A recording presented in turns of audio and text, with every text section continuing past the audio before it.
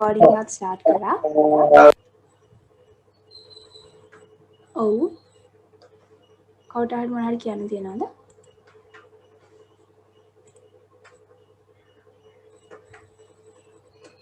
Okay.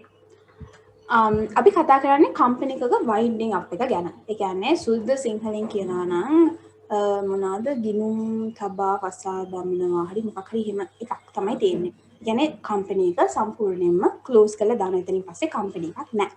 ඒක තමයි winding up කියලා කියන්නේ. ඒ කියන්නේ company එකක official death එක. company එක මැරුණා. එතනින් හරිය company එකක් නැහැ.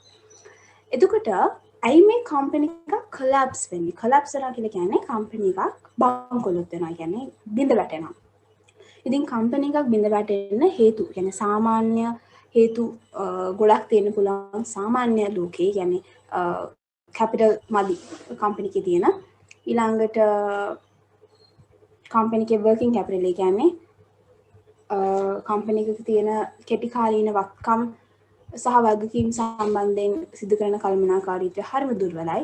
ඒ වගේ වෙලාවකදී company එකක් බංකොලොත් වෙන්න පුළුවන්. ඒ වගේම fraud එකකදී කියන්නේ යම්කිසි වංචාවක් කරලා වුණාම ඒ වගේ දෙයකදී company එකක් බංකොලොත් වෙන්න නැත්නම් company එකක් බිඳ වැටෙන්න ඒක එක ප්‍රධාන හේතුවක් වෙන්න පුළුවන්. එතකොට මේ තියෙන්නේ සාමාන්‍ය ජීවිතයේ අපි කියන ඒවා. කියන්නේ නීතිමය වශයෙන් ලෝ එකේ විදිහට company එකක් වසා දමන්න තියෙන හේතු ගැන අපි පස්සේ කතා කරමු. මේ කියන්නේ සාමාන්‍ය ලෝකෙ. management inexperience and incompetence. කියන්නේ ඉන්න කළමනාකාරීත්වයට ඒ හැකියාව නැහැ company එකක් manage කරන්න.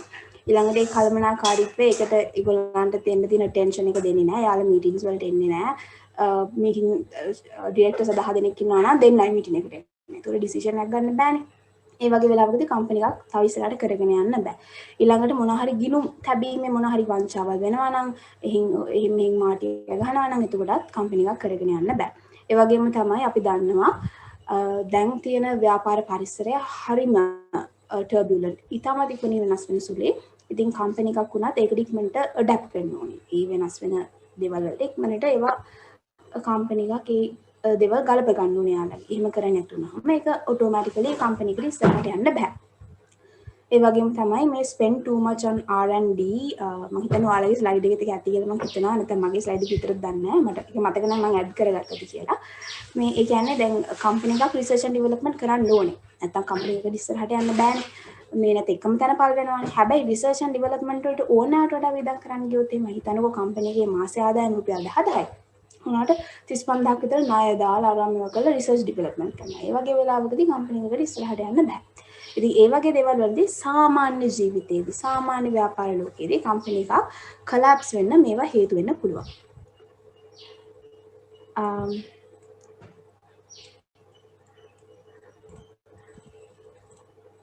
yes. මේ ටික ඉස්සරහා මේ ස්ලයිඩ් එක මම අපහු රිපීට් කරන ඉස්සරහදී but කමන්න දැන් මේක කියන්න. කම්පැනි එකක් දැන් මේ කතා කරන්නේ ලෝ නීතිය ගැන. කම්පැනි එකක් කොහොමද වසා දාන්න යන්නේ? කොහොමද කම්පැනි එකක් ක්ලෝස් කරන්න යන්නේ? සමහරක් වෙලාවට උසාවියේම කියනවා මේ කම්පැනි එක තව ඉස්සරහට කරගෙන යන්න බෑ කම්පැනි එක වහන්න. උසාවියෙන් එහෙම කිව්වට පස්සේ ඩිරෙක්ටර්ස්ට ගිහලා අන්නේ එහෙම කරන්න එපා. ඒව වැඩක් නැහැ. වහලා දාන්න ඕනේ. එහෙම නැත්තම් කෝට් එකේ මුකුත් මැදිහත් වීමක් නැහැ. උසාවියේ මුකුත් කරන්නේ නැහැ. ඉන්න කට්ටිය එකතු වෙලා එක්ක ෂෙයා හෝල්ඩර්ස්ලා වෙන්න පුළුවන්. එහෙම නැත්නම් කම්පැනි එකේ නායකාරයෝ ටික වෙන්න පුළුවන්. ඒගොල්ලෝ එකතු වෙලා තීරණය කරනවා අපි කම්පැනි එක වහලා දාමු. ඒක ඒගොල්ලෝ වොලන්ටරි කරන දෙයක්. එයාලා ස්වේච්ඡාවෙන් එයාලා ඒක කරන්නේ. කවුරුත් බල කරන්නේ නැහැ. පළවෙනි එකෙන් බල කිරීමක්. කෝට් එක වල කියනවා ඔක වහන්න. තව ඉස්සරහට කරගෙන යන්න බෑ. ඒතකොට කැමති නැත්නම් අකමැති වුණත් ඒගොල්ලෝ වහලා දාන්න ඕනේ. මෙතන එහෙම නැහැ. එයාලා හිතලා මතලම කමන්නේ ඔන්න ඔය වහලා දාමු මේක කරා කියලා වැඩක් නැහැ කියලා ඒගොල්ලෝ වහලා දානවා. තුන්වෙනි එක සාමාන්‍යයෙන් මේක ටිකක් රෙයා කේස් එකක්. රෙයා කේස් එකක් කියන්නේ තා දුර්ලභ ගණයේ දෙයක්. සාමාන්‍යයෙන් වෙන්නේ නැහැ ගොඩක් වෙලාවට. ඒ තමයි කම්පැනි එක තීරණය කරනවා වහනවා කියලා. හැබැයි හැමදේම බලන්න කෝට් එක මැදිහත් වෙනවා. කෝට් එක ඉඳගෙන එයා කියනවා මෙහෙම කරන්න මේකත් මෙහෙම කරන්න. කෝට් එක තමයි හැමදේම කරන්නේ. එයා තමයි ලික්විඩේටර් පත් කරන්නේ හැමදේම කරන්නේ කෝට් එක. එතකොට ඒ වගේ දෙයකදී අපි කියනවා subject to the supervision of the court. මේක සාමාන්‍යයෙන් ලොකුවට වෙන දෙයක් නෙමෙයි. Make in Sri Lanka winding up is a part of the company's law. Why I'm saying so? Because hari මේ slide එකේ නෙමෙයි ඉස්සරහා slide එකකදී මේක තියෙනවා.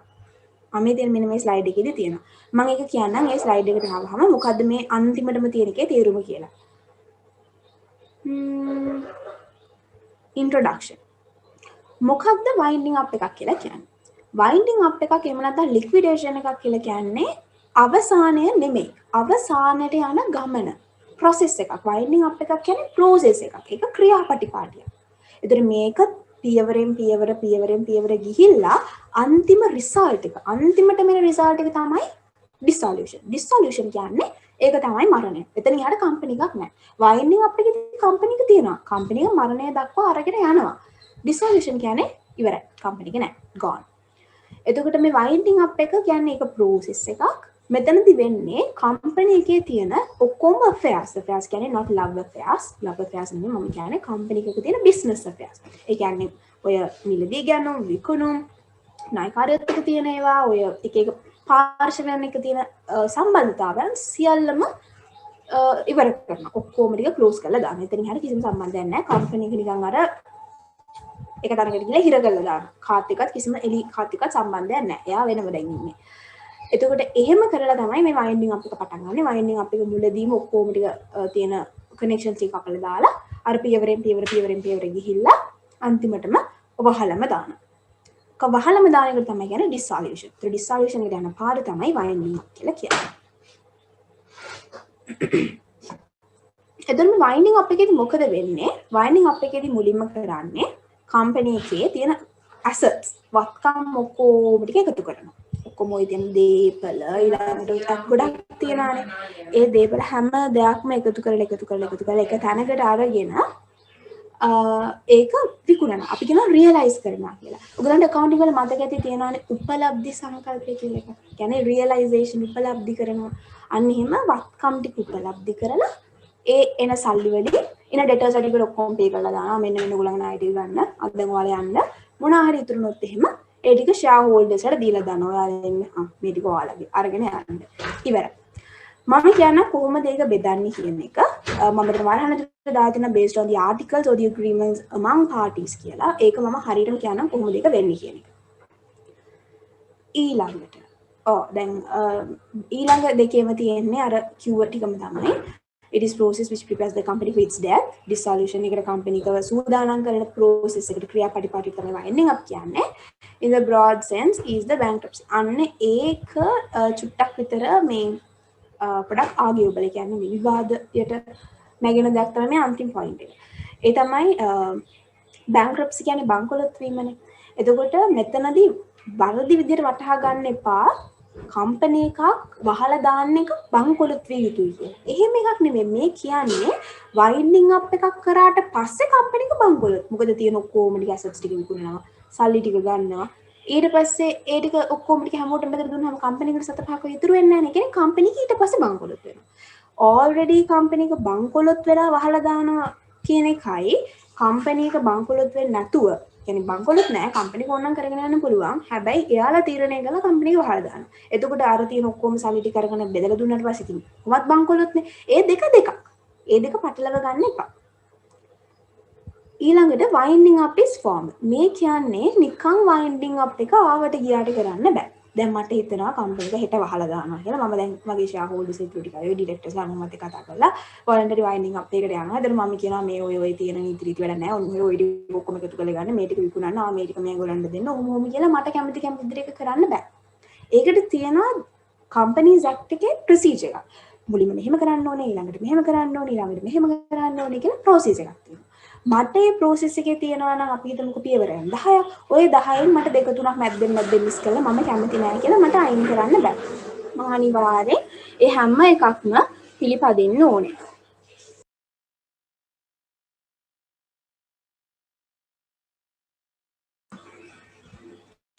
ළමයි ඔයාලට මම කියන එක ඇහෙනවද? ඔව් පීකේ ඇහෙනවා. ඔව්. ඊට පස්සේ මෙතනදී කම්පැනි ඇක්ට් එකේ තියෙන ස්ටෙප්ස් අනුව තමයි මේක කරන්න ඕනේ. සාමාන්‍යයෙන් දැන් කම්පැනිස් ඇක්ට් එක දැන් අපිට කලින් තිබ්බේ මට මතක විදිහට 1982 සමාගම් පනතක්නේ. ඒ වගේ එකක් නේ මට මතක නැහැ. කොහොම හරි 2007 සමාගම් පනත ආවහම අලුතෙන් සමාගම් නීතියට එක දේවල් එකතු වුණානේ. ඒ සමාගම් නීතියට එකතු වෙච්ච දෙයක් තමයි මේ වයින්ඩින් අප් කියලා කියන්නේ. මොකද සාමාන්‍ය වෙන රටවල් වල වයින්ඩින් අප් කියන්නේ බැංක්‍රප්සි ලෝ යටතේ තියෙන එකක්. ඒ කියන්නේ බංකොලොත් නීතිය යටතේ තමයි මේ වයින්ඩින් අප් තියෙන්නේ. ඒ වුණාට ලංකාවේ එහෙම වෙනම නීතියක් නෑ. අපි කම්පනීස් වලට තියෙන මේ සමාගම් පනත යටතේම තමයි මේ අපේ වයින්ඩින් අප් කියන ක්ලෝසස් එකක් තියෙන එක තමයි මේ දෙවෙනි එකේ කියන්නේ. දැන් අපි කතා කරන්නේ නීතිමය වශයෙන් අයි වයින්ඩින් අප් එකකට යන්නේ මොනවාද possible reasons මොනවාද තියෙන හේතු. පළවෙනි දේ තමයි obvious දේ. ඒ තමයි සාමාන්‍යයෙන් ගොඩක් වෙලාවට insolvent වෙලා. ඒ කියන්නේ කම්පැනි එක බංකොලොත් වෙලා. කම්පැනි එකට යාගේ ණය පියවා ගැනීමේ හැකියාවක් නැහැ. කම්පැනි එකට ණය දෙනවා ලක්ෂ 5 ගෙවන්න බෑ. කම්පැනි එකට එච්චර සල්ලි නැහැ. අන්න ඒකට අපි කියනවා බංකොලොත් වෙලා. මෙතනදි මතක තියාගන්න අපි කියනවානේ සාමාන්‍යයෙන් ෂෙයා හෝල්ඩර්ස් තමයි කම්පැනි කියන most powerful party එක. මොකද එයාලට තමයි කම්පැනි එකේ අයිතිය තියෙන්නේ. එතකොට දැන් හිතන්නකෝ කම්පැනි එක බංකොලොත් වෙලා කම්පැනි එකේ නායකයෝ කියන මේක හරියන්නේ නැහැ අපිට අපේ සල්ලි ඕනේ. කම්පැනි එක වහලා දාලා හරි අපිට අපේ සල්ලි දෙන්න. ඒතර ෂෙයා හෝල්ඩර්ස්ට කියන්න පුළුවන් එහෙම කොහොමද ඔයගොල්ලෝ කියන්නේ කම්පැනි එක අපේ. ඔයාලට හිම ඔයගොල්ලෝ කියන විදිහට කම්පැනි එක වහන්න බෑ අපිට. හැබැයි මතක තියාගන්න කම්පැනි එකක් බංකොලොත් වුණාට පස්සේ කම්පැනි එක සම්බන්ධයෙන් ෂෙයා හෝල්ඩර්ස්ලට වඩා ක්‍රෙඩිටර්ස්ලට බලතල තියෙනවා. කියන්නේ ණයකාරයන්ට කම්පැනි එක සම්බන්ධයෙන් බලතල තියෙනවා අයිතිකාරයන්ට වඩා. හැබැයි වෙන්නේ ඉන්සෝල්වෙන්සි එකකදී විතරයි. එතකොට යාලට ඒගොල්ලන්ගේ ණය නැවත කම්පැනි එකෙන් ගන්න ඕන. එතනදී යාලට මේ වයින්ඩින් අප් එකකට යන්න පුළුවන්. දැන් අපි දන්නවා සාමාන්‍යයෙන් ණයක් වගේ කම්පැනි එක ගත්තොත් යම්කිසි කාල පරිච්ඡේදයකින් පස්සේ ණය ආපහු ගෙවන්න ඕනේ සම්පූර්ණ වශයෙන්ම ණයකාරයාට බැංකුවකින් ගත්තොත් බැංකුවට ගෙවන්න ඕනේ. ඒ වුණාට ෂෙයා හෝල්ඩර්ස්ලට ඒගොල්ලන් සල්ලි දුන්නාට පස්සේ කම්පැනි එකෙන් ආයෙ යාලට සල්ලි දෙන්නේ නැහැ. එයාලට කම්පැනි එකෙන් අයින් වෙන්න ඕන නම් ෂෙයා මාකට් එකේ ගිහලා විකුණන්න පුළුවන් ඒගොල්ලන්ගේ ෂෙයාර්ස් ටික. හැබැයි කම්පැනි එකෙන් යාලට සල්ලි දෙන්නේ නැහනේ. කම්පැනි එකෙන් ෂෙයා හෝල්ඩර්ස්ලා කම්පැනි එකට දීපු සල්ලි ටික දෙන්නේ කම්පැනි එක වහලා දැම්මොත් විතරයි. ඒකත් ණය හිමියන්ට ගෙවලා ඉතුරුනොත් විතරයි. දැන් හිතන්නකෝ කම්පැනි එක බංකොලොත් වෙලා නැහැ. ඒ කියන්නේ අපිට ඕන නම් කම්පැනි එක ඉස්සරහට කරගෙන යන්න පුළුවන් කිසිම ප්‍රශ්නයක් නැහැ. හැබැයි ෂෙයා හෝල්ඩර්ස්ට ඕන වෙනවා ඒගොල්ලන් දීපු සල්ලි ටික ආපහු ගන්න. හිතන්නකෝ ප්‍රයිවට් කම්පැනි එකක් කියලා. ඒතර ඒගොල්ලන්ට ෂෙයාර්ස් විකුණන්න බෑනේ. ඒතර යාලට තියෙන එකම විදිහ තමයි ඒගොල්ලෝ දාපු එක ටික ගන්න එක එක්ක වෙන කෙනෙක්ට පවරන්න ඕනේ. එහෙම නැත්නම් පර්සන් වෙන කෙනෙක්ට පවරන්න ඕනේ. එහෙම නැත්නම් කම්පැනි එක වහලා දාලා ඒගොල්ලන්ගේ සල්ලි ටික අරගෙන යන්න. හිතන්නකෝ ඒගොල්ලෝ හිතනවා අපි කම්පැනි එක වහලා දාලා අපේ සල්ලි ටික ගන්නවා. කියන්නේ වොලන්ටරි වයින්ඩින් අප්. ඒ වගේ දෙයකදී වුණත් සමහරක් වෙලාවට වයින්ඩින් අප් එකකට යන්න පුළුවන්. ඊළඟට ස්කීම් ෆෝ මල්ගමේෂන්. මේක මෙහෙම හිතන්නකෝ මම සිම්පල් විදිහට කියන්නම්. හිතන්න යුනිලීවර් එක යනවා ABC කියලා කම්පැනි එකක් අත්පත් කරගන්න. ඒගොල්ලන් සබ්සිඩියරි එකක් විදිහට අත්පත් කරගන්න. ඒගොල්ලන්ට ඕනේ කොහොම හරි අලුතෙන් ලියාපදිංචි කරපු කම්පැනි එකක්. ඇයි එහෙම කරන්නේ? අපි දන්නවා ලියාපදිංචි කරන්න ගියාම මාරු ලොකු දුකක් විඳින්න ඕනේ. ඒවා මුල ඉඳන් හදන්න ඕනේ. ඊළඟට ඒවා ලියාපදිංචි කරන්න ඕනේ. අර ලිපි ලේඛන ඔක්කොම හදන්න ඕනේ. ඒක ලොකු ප්‍රොසෙස් එකක් ඉන්කෝපරේෂන් කියන්නේ. හැබැයි already incorporate කරලා තියෙන කම්පැනි එකක් ගිහලා සල්ලි දීලා ගන්න එක හරි ලේසි වැඩක්. අර මුල ටික නෑනේ ඒ ටික ඔක්කොම හදලා තියෙන. එතන ඉඳන් කරගෙන යන්න තියෙන්නේ. දැන් ABC කම්පැනි එක already තියෙන කම්පැනි එකක් නේද? ඒගොල්ලන්ට ඉන්න ණයකාරයෝ ඒගොල්ලන්ගේ වෙනම ණයකාරයෝ ඉන්නවා. ඒගොල්ලන් වෙනම ගන්න දෙන කාර්යෝ ඉන්නවා. වෙනම අයිතිකාරයෝ ඉන්නවා. වෙනම එකක් තමයි ABC කියන්නේ. හිතන්නකෝ යුනිලීවර් එකට ඕනේ ABC එක රීසෙට් කරලා. ඒ කියන්නේ තිබ්බ කිසිම දෙයක් එපා. ණයකාරයෝ ඒකේ හිටපු මුලින් ඉඳන් හිටපු ණයකාරයෝ කිසිම දෙයක් ඕනේ. අපිට අලුතෙන්ම කම්පැනි එක ඕනේ. අර නිකන් ෆෝන් එකක් රීසෙට් කරලා ගන්නවා. අලුතෙන් ගන්නවා වගේ. එහෙම ඕනේ කියලා දාලා තියනවා නම් ඒ ඇමල්ගමේෂන් ස්කීම් එක. ඇමල්ගමේෂන් කියන්නේ අත්පත් කරගැනීම. ඒතර අත්පත් කරගන්න ඒ හදන කොන්ට්‍රැක්ට් එකේ දීලා තියනවා නම් එහෙම ඕගොල්ලෝ තියෙන ඔක්කොම බැමි ටික කපලා දාලා එන්න අපිට ඕගොල්ලන්ව අලුත්ම කම්පැනි එකක් වගේ ඕනේ කියලා. එතකොට මොකද කරන්නේ? වයින්ඩ් අප් කරලා තියෙන ඔක්කොම ණය තුරුස් ඔක්කොම ගෙවලා දාලා ඉවරලා අර අලුත්ම කම්පැනි එකක් වගේ යුනිලිව අත්පත් කරගන්න. එතනදී සමහර කෙනාට වයින්ඩින් අප් එකකට යන්න පුළුවන්. ඒ ඇමල්ගමේෂන් ස්කීම් එකේ ඉල්ලලා තියෙනවා නම් ඒ වගේම finally operational mismanagement in the affairs of the company. දැන් මේක මාරු කරගන්න එපා. ඔය operational mismanagement scene එකක් තියෙනවානේ shareholders lesson එකේ. ඒකත් මේකට බලපානවා. මෙතන මේ the affairs of the company. The affairs of the company කියවම overall affairs. දැන් නිකන් මේක නිකන් fraud එකක් වගේ වෙන්න පුළුවන්. නිකන් හොරමරකම්, වංචා, ඔය දූෂණ ආරම්භ කටයුතු බැංකුවල කියන්නේ ආයතන වල සිද්ධ වෙන. ඒ වගේ දේවල් උනත් මේක වෙන්න පුළුවන්. so ඒ කියන්නේ එහෙම දෙයක් කරලා වුණොත් එහෙම එතකොට සමහර වෙලාවට කම්පැනි එක වයින්ඩින් අප් එකකට යන්න පුළුවන්. එතකොට ඔය වගේ මේවා මේ ටික විතරක් නෙමෙයි. මේ හතර විතරක් නෙමෙයි. මේ හතර නිකන් තියෙන හතරක් ප්‍රධාන වශයෙන් තියෙන හතරක්. මීට වඩා හේතු තියෙන්න පුළුවන් වයින්ඩින් අප් එකකට යන්න. ඇයි වයින්ඩින් අප් එකකට යන්නේ? වයින්ඩින් අප් එකකට යන්න ප්‍රධානම හේතුව තමයි මේ වයින්ඩින් අප් එකකට ගියාම හැම ඉන්න ඔක්කොම ක්‍රෙඩිටර්ස්ලා, ඒ කියන්නේ ණයකාරයෝ අපි හිතමුකෝ හතර දෙනෙක් ඉන්නවා කියලා. මේ හතර දෙනාටම සමාන සහ සාධාරණ විදිහට ඒගොල්ලන්ගේ දේවල් ටික ලැබෙනවා. ඒ කියන්නේ දැන් අපි හිතමුකෝ කම්පැනි එක බංකොලොත් වෙලා කියලා. කියන්නේ කම්පැනි එක ලක්ෂ 5ක් ණය ගෙවන්න ඕනේ. හැබැයි ඔක්කොම ඇසෙට්ස් ටික විකුණලා බලලා දෙන ලක්ෂ 2ක්. නිකන් හිතන්නකෝ. එතකොට ඒ ලක්ෂ 2 බෙදා හරින විදිහක් තියෙනවානේ. ඒ බෙදා හරින්න ගියාම කිසිම ෆේවරේෂන් එකක් නැහැ. ඒ කියන්නේ පළවෙනියා අයිතිකාරයත් එක්ක යනවා. يعني කම්පැනි එකත් එක්ක හරි ක්ලෝස්. ඒ නිසා යාට පොඩ වැඩිපුර ටිකක් දෙනවා. දෙවෙනියානික එච්චර ක්ලෝස් නෑ. යා පොඩ්ඩක් නිකන් පොඩි කේස් එකක් දාගෙන ඉන්නේ. යාට චුට්ටක් දෙන්න. එහෙම නෑ. අර තියෙන ලිස්ට් එකක් බෙදන්න ඕන විදිහක් තියෙනවා. මුලින්ම secured creditors ඔහොම තියෙනවා. ඒ වුණාට ඒගොල්ලන්ට තියෙන පොසිෂන් එකේ විදිහට ඒගොල්ලන්ට සර්ව සාධාරණ විදිහට ඒගොල්ලන්ගේ ගාණ දෙන්න පුළුවන් ගාණ ඒගොල්ලන්ට ලැබෙනවා. ඒ නිසා වයින්ඩින් අප් එකක් මුලින්ම කරන්නේ කියන්නේ ප්‍රධාන වශයෙන්ම වයින්ඩින් අප් එකකට ඉන්සෝල්වෙන්සි වගේ දෙයකදී වයින්ඩින් අප් එකකට ගියාම වෙන්නේ මෙන්න මේ දේ කරගන්න පුළුවන්. මේ කියන්නේ ෆෝමල් විදිහට වයින්ඩින් අප් එකක් කරොත්. ඒ වගේම තමයි දැන් හිතන්නකෝ කම්පැනි එක මාරම පාඩු ලබන්නේ like මාරයි කියන්නේ ඒක තව කරගෙන ගියොත් එහෙම වැඩම නැහැ ගන්නම දෙයක් නැහැ කම්පැනි එක. ඊට ලොකුනේ පහළ දාන්නේ. අනිත් එක තමයි කම්පැනි එකේ සාමාන්‍යයෙන් ඉන්වෙස්ට් කරලා තියෙන ආයෝජනය කරලා තියෙන සාමාන්‍ය ජනතාවනේ කොටස් වෙළඳපළ හරහා සාමාන්‍ය ජනතාව තමයි ඕකේ ගිහිල්ලා සල්ලි දාලා තියෙන්නේ. එතකොට කම්පැනි කරෙන් පාඩු ලබනකොට මොකද වෙන්නේ? කම්පැනි එකේ ෂෙයා ප්‍රයිස් එක පල්ලෙහාට යනවා. ෂෙයා ප්‍රයිස් එක පල්ලෙහාට යනකොට අපි ඉන්වෙස්ට් කරලා තියෙන මිනිස්සු ගත්ත ගානකට වඩා අඩු ගානකට තමයි පස්සේ විකුණන්න වෙන්නේ. මේ මිනිස්සුන්ට අත්තින් පාඩු. ඒතර ඒ වගේ කම්පැනි එකක් තව ඉස්සරහට කරගෙන යනවා කියලා කියන්නේ ඔක්කොම සමාජයේ ඉන්න සියලු දෙනාටම අලාභයක් වෙනවා. තනි වශයෙන් හරි මේකේ ෂෙයාර්ස් අරන් තියෙන මිනිස්සු සහ ඔක වැඩ කරන මිනිස්සුන්ට ඒගොල්ලන්ගේ පඩි කපනවා. ඒ වගේ ලොකු සෑහෙන ප්‍රමාණයකට මේකේ මේ නරක බලපෑමක්. ඉතින් ඒක නවත්තන්න ඊට වඩා හොඳයි වයින්ඩින් අප් එකට යන එක. ඒක තවදුරටත් කරගෙන යනකොට වහලා දාන එක හොඳයි. ඒ නිසා වයින්ඩින් අප් කියන එක එහෙම බැලුවහම හොඳ දෙයක්. ඒ වගේම මේ වයින්ඩින් අප් එකකදී අපි කියනවා මේ ලික්විඩේෂන් කියන්නේ වයින්ඩින් අප්ම තමයි. වයින්ඩින් අප් එකක් හදලා තියෙන්නේ මේ කම්පැනි එක දැන් මේ process එකේදී මේක කරන්නේ කම්පැනි එකට අදාළ පාර්ශවයක් නෙමෙයි. ඒ කියන්නේ කම්පැනි එකේ already හිතමුකෝ ඩිරෙක්ටර් කෙනෙක් හරි සෙක්‍රටරි හරි එහෙම කවුරුත් නෙමෙයි. කම්පැනි එකට කිසිම සම්බන්ධතාවයක් නැති තුන්වෙනි පාර්ශවයක් සහ යාට ඒ කරන qualities තියෙනවා. qualifications තියෙනවා. මේ නිකන් පාරේන මිනිස්සුන්ට කතා කරලා මෙන්න මෙහෙන්න මේ වයින්ඩින් අප් එක කරන්න කියනවා නෙමෙයි. එයාට ඒ සඳහා ඒ තියෙන qualifications තියෙන්න ඕනේ. එයාට ඒ දැනුම පළපුරුද්ද තියෙන්න ඕනේ. ඒ වගේම totally independent.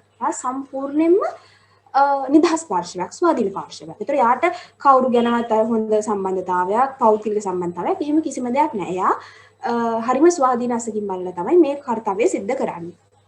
ඒ වගේම වයින්ඩින් අප් එකක් කරද්දී සම්පූර්ණයෙන්ම කම්පැනි එක අනිත් පැත්තට වෙනවා. ඔක්කොම මේ වෙනකන් කරපු දේවල් ඩිරෙක්ටර්ස්ලාගේ දේවල් සෙක්‍රටරි මොනවාද කරලා තියෙන්නේ ඩිරෙක්ටර්ස්ලා මඩි ගහගෙනද තියෙන සල්ලි ටික ඔඩිටර්ස්ලා මොන හරි හොර මරවංචා කරලා තියෙනවද ඊළඟට කවුද මේ ඒරියාස් වල ඉන්නේ මොනවාද මේගොල්ලෝ එකතු වෙලා කරලා තියෙන්නේ ඔය හැමදේම එළියට එනවා මොකද කම්පැනි එකම සම්පූර්ණයෙන්ම මුලින් ඉඳන් අගටම චෙක් කරනවා A to Z එතකොට ඔය හැමදේම එළියට එනවා ඒ වගේම yes අන්තිම එකේ තියෙන මේ කම්පැනි එක ඉතින් මරණය දක්වා අරගෙන යන process එක තමයි මේ winding up කියලා කියන්නේ. එතකොට මේ winding up එකකදී මම අර කිව්වා වගේ third party එකක් point කරනවා ස්වාධීන පාර්ශවයක් අපි අර කියන liquidator කෙනෙක්. එයාව point කරපු ගමන් මොකද වෙන්නේ?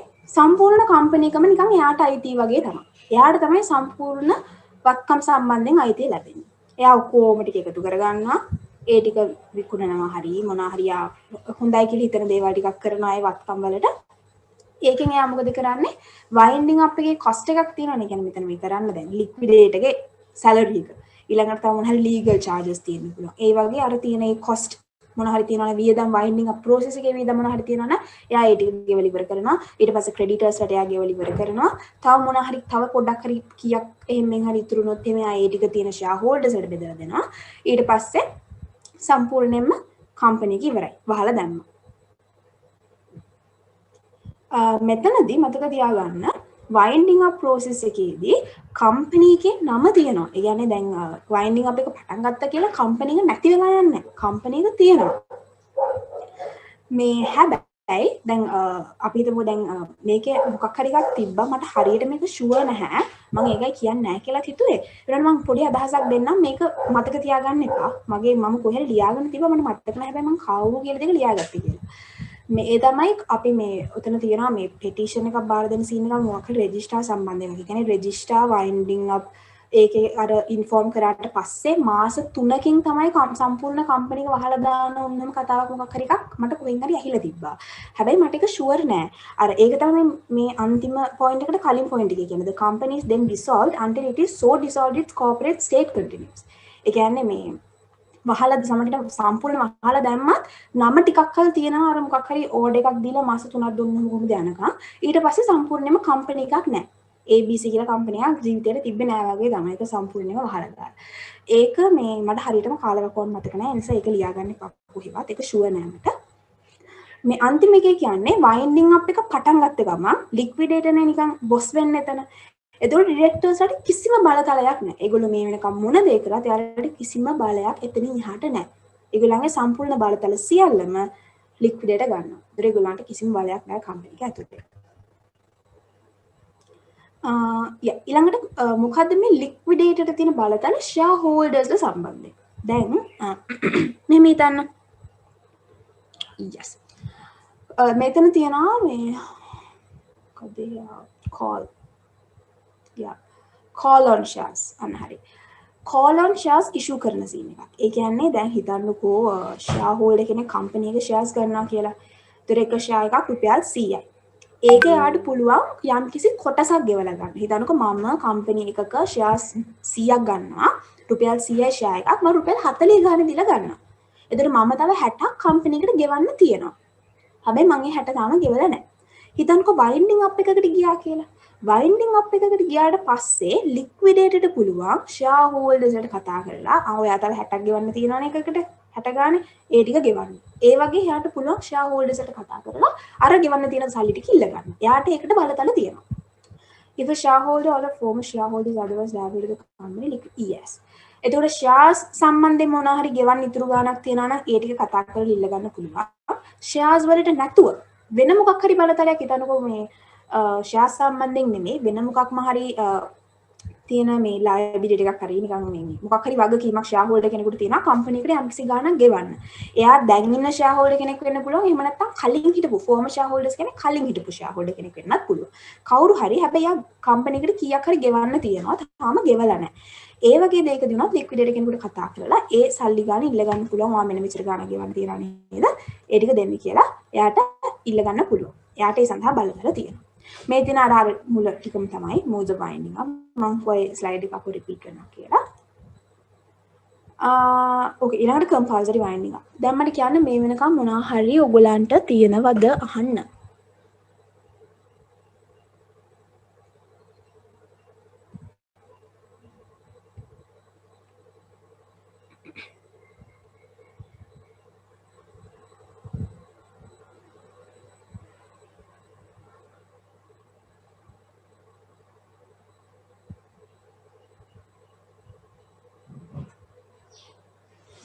හරි එහෙනම් මම මුකුත් ප්‍රශ්නයක් නැහැ කියලා හිතනවා. මම කන්ටිනියු කරගෙන යනවා.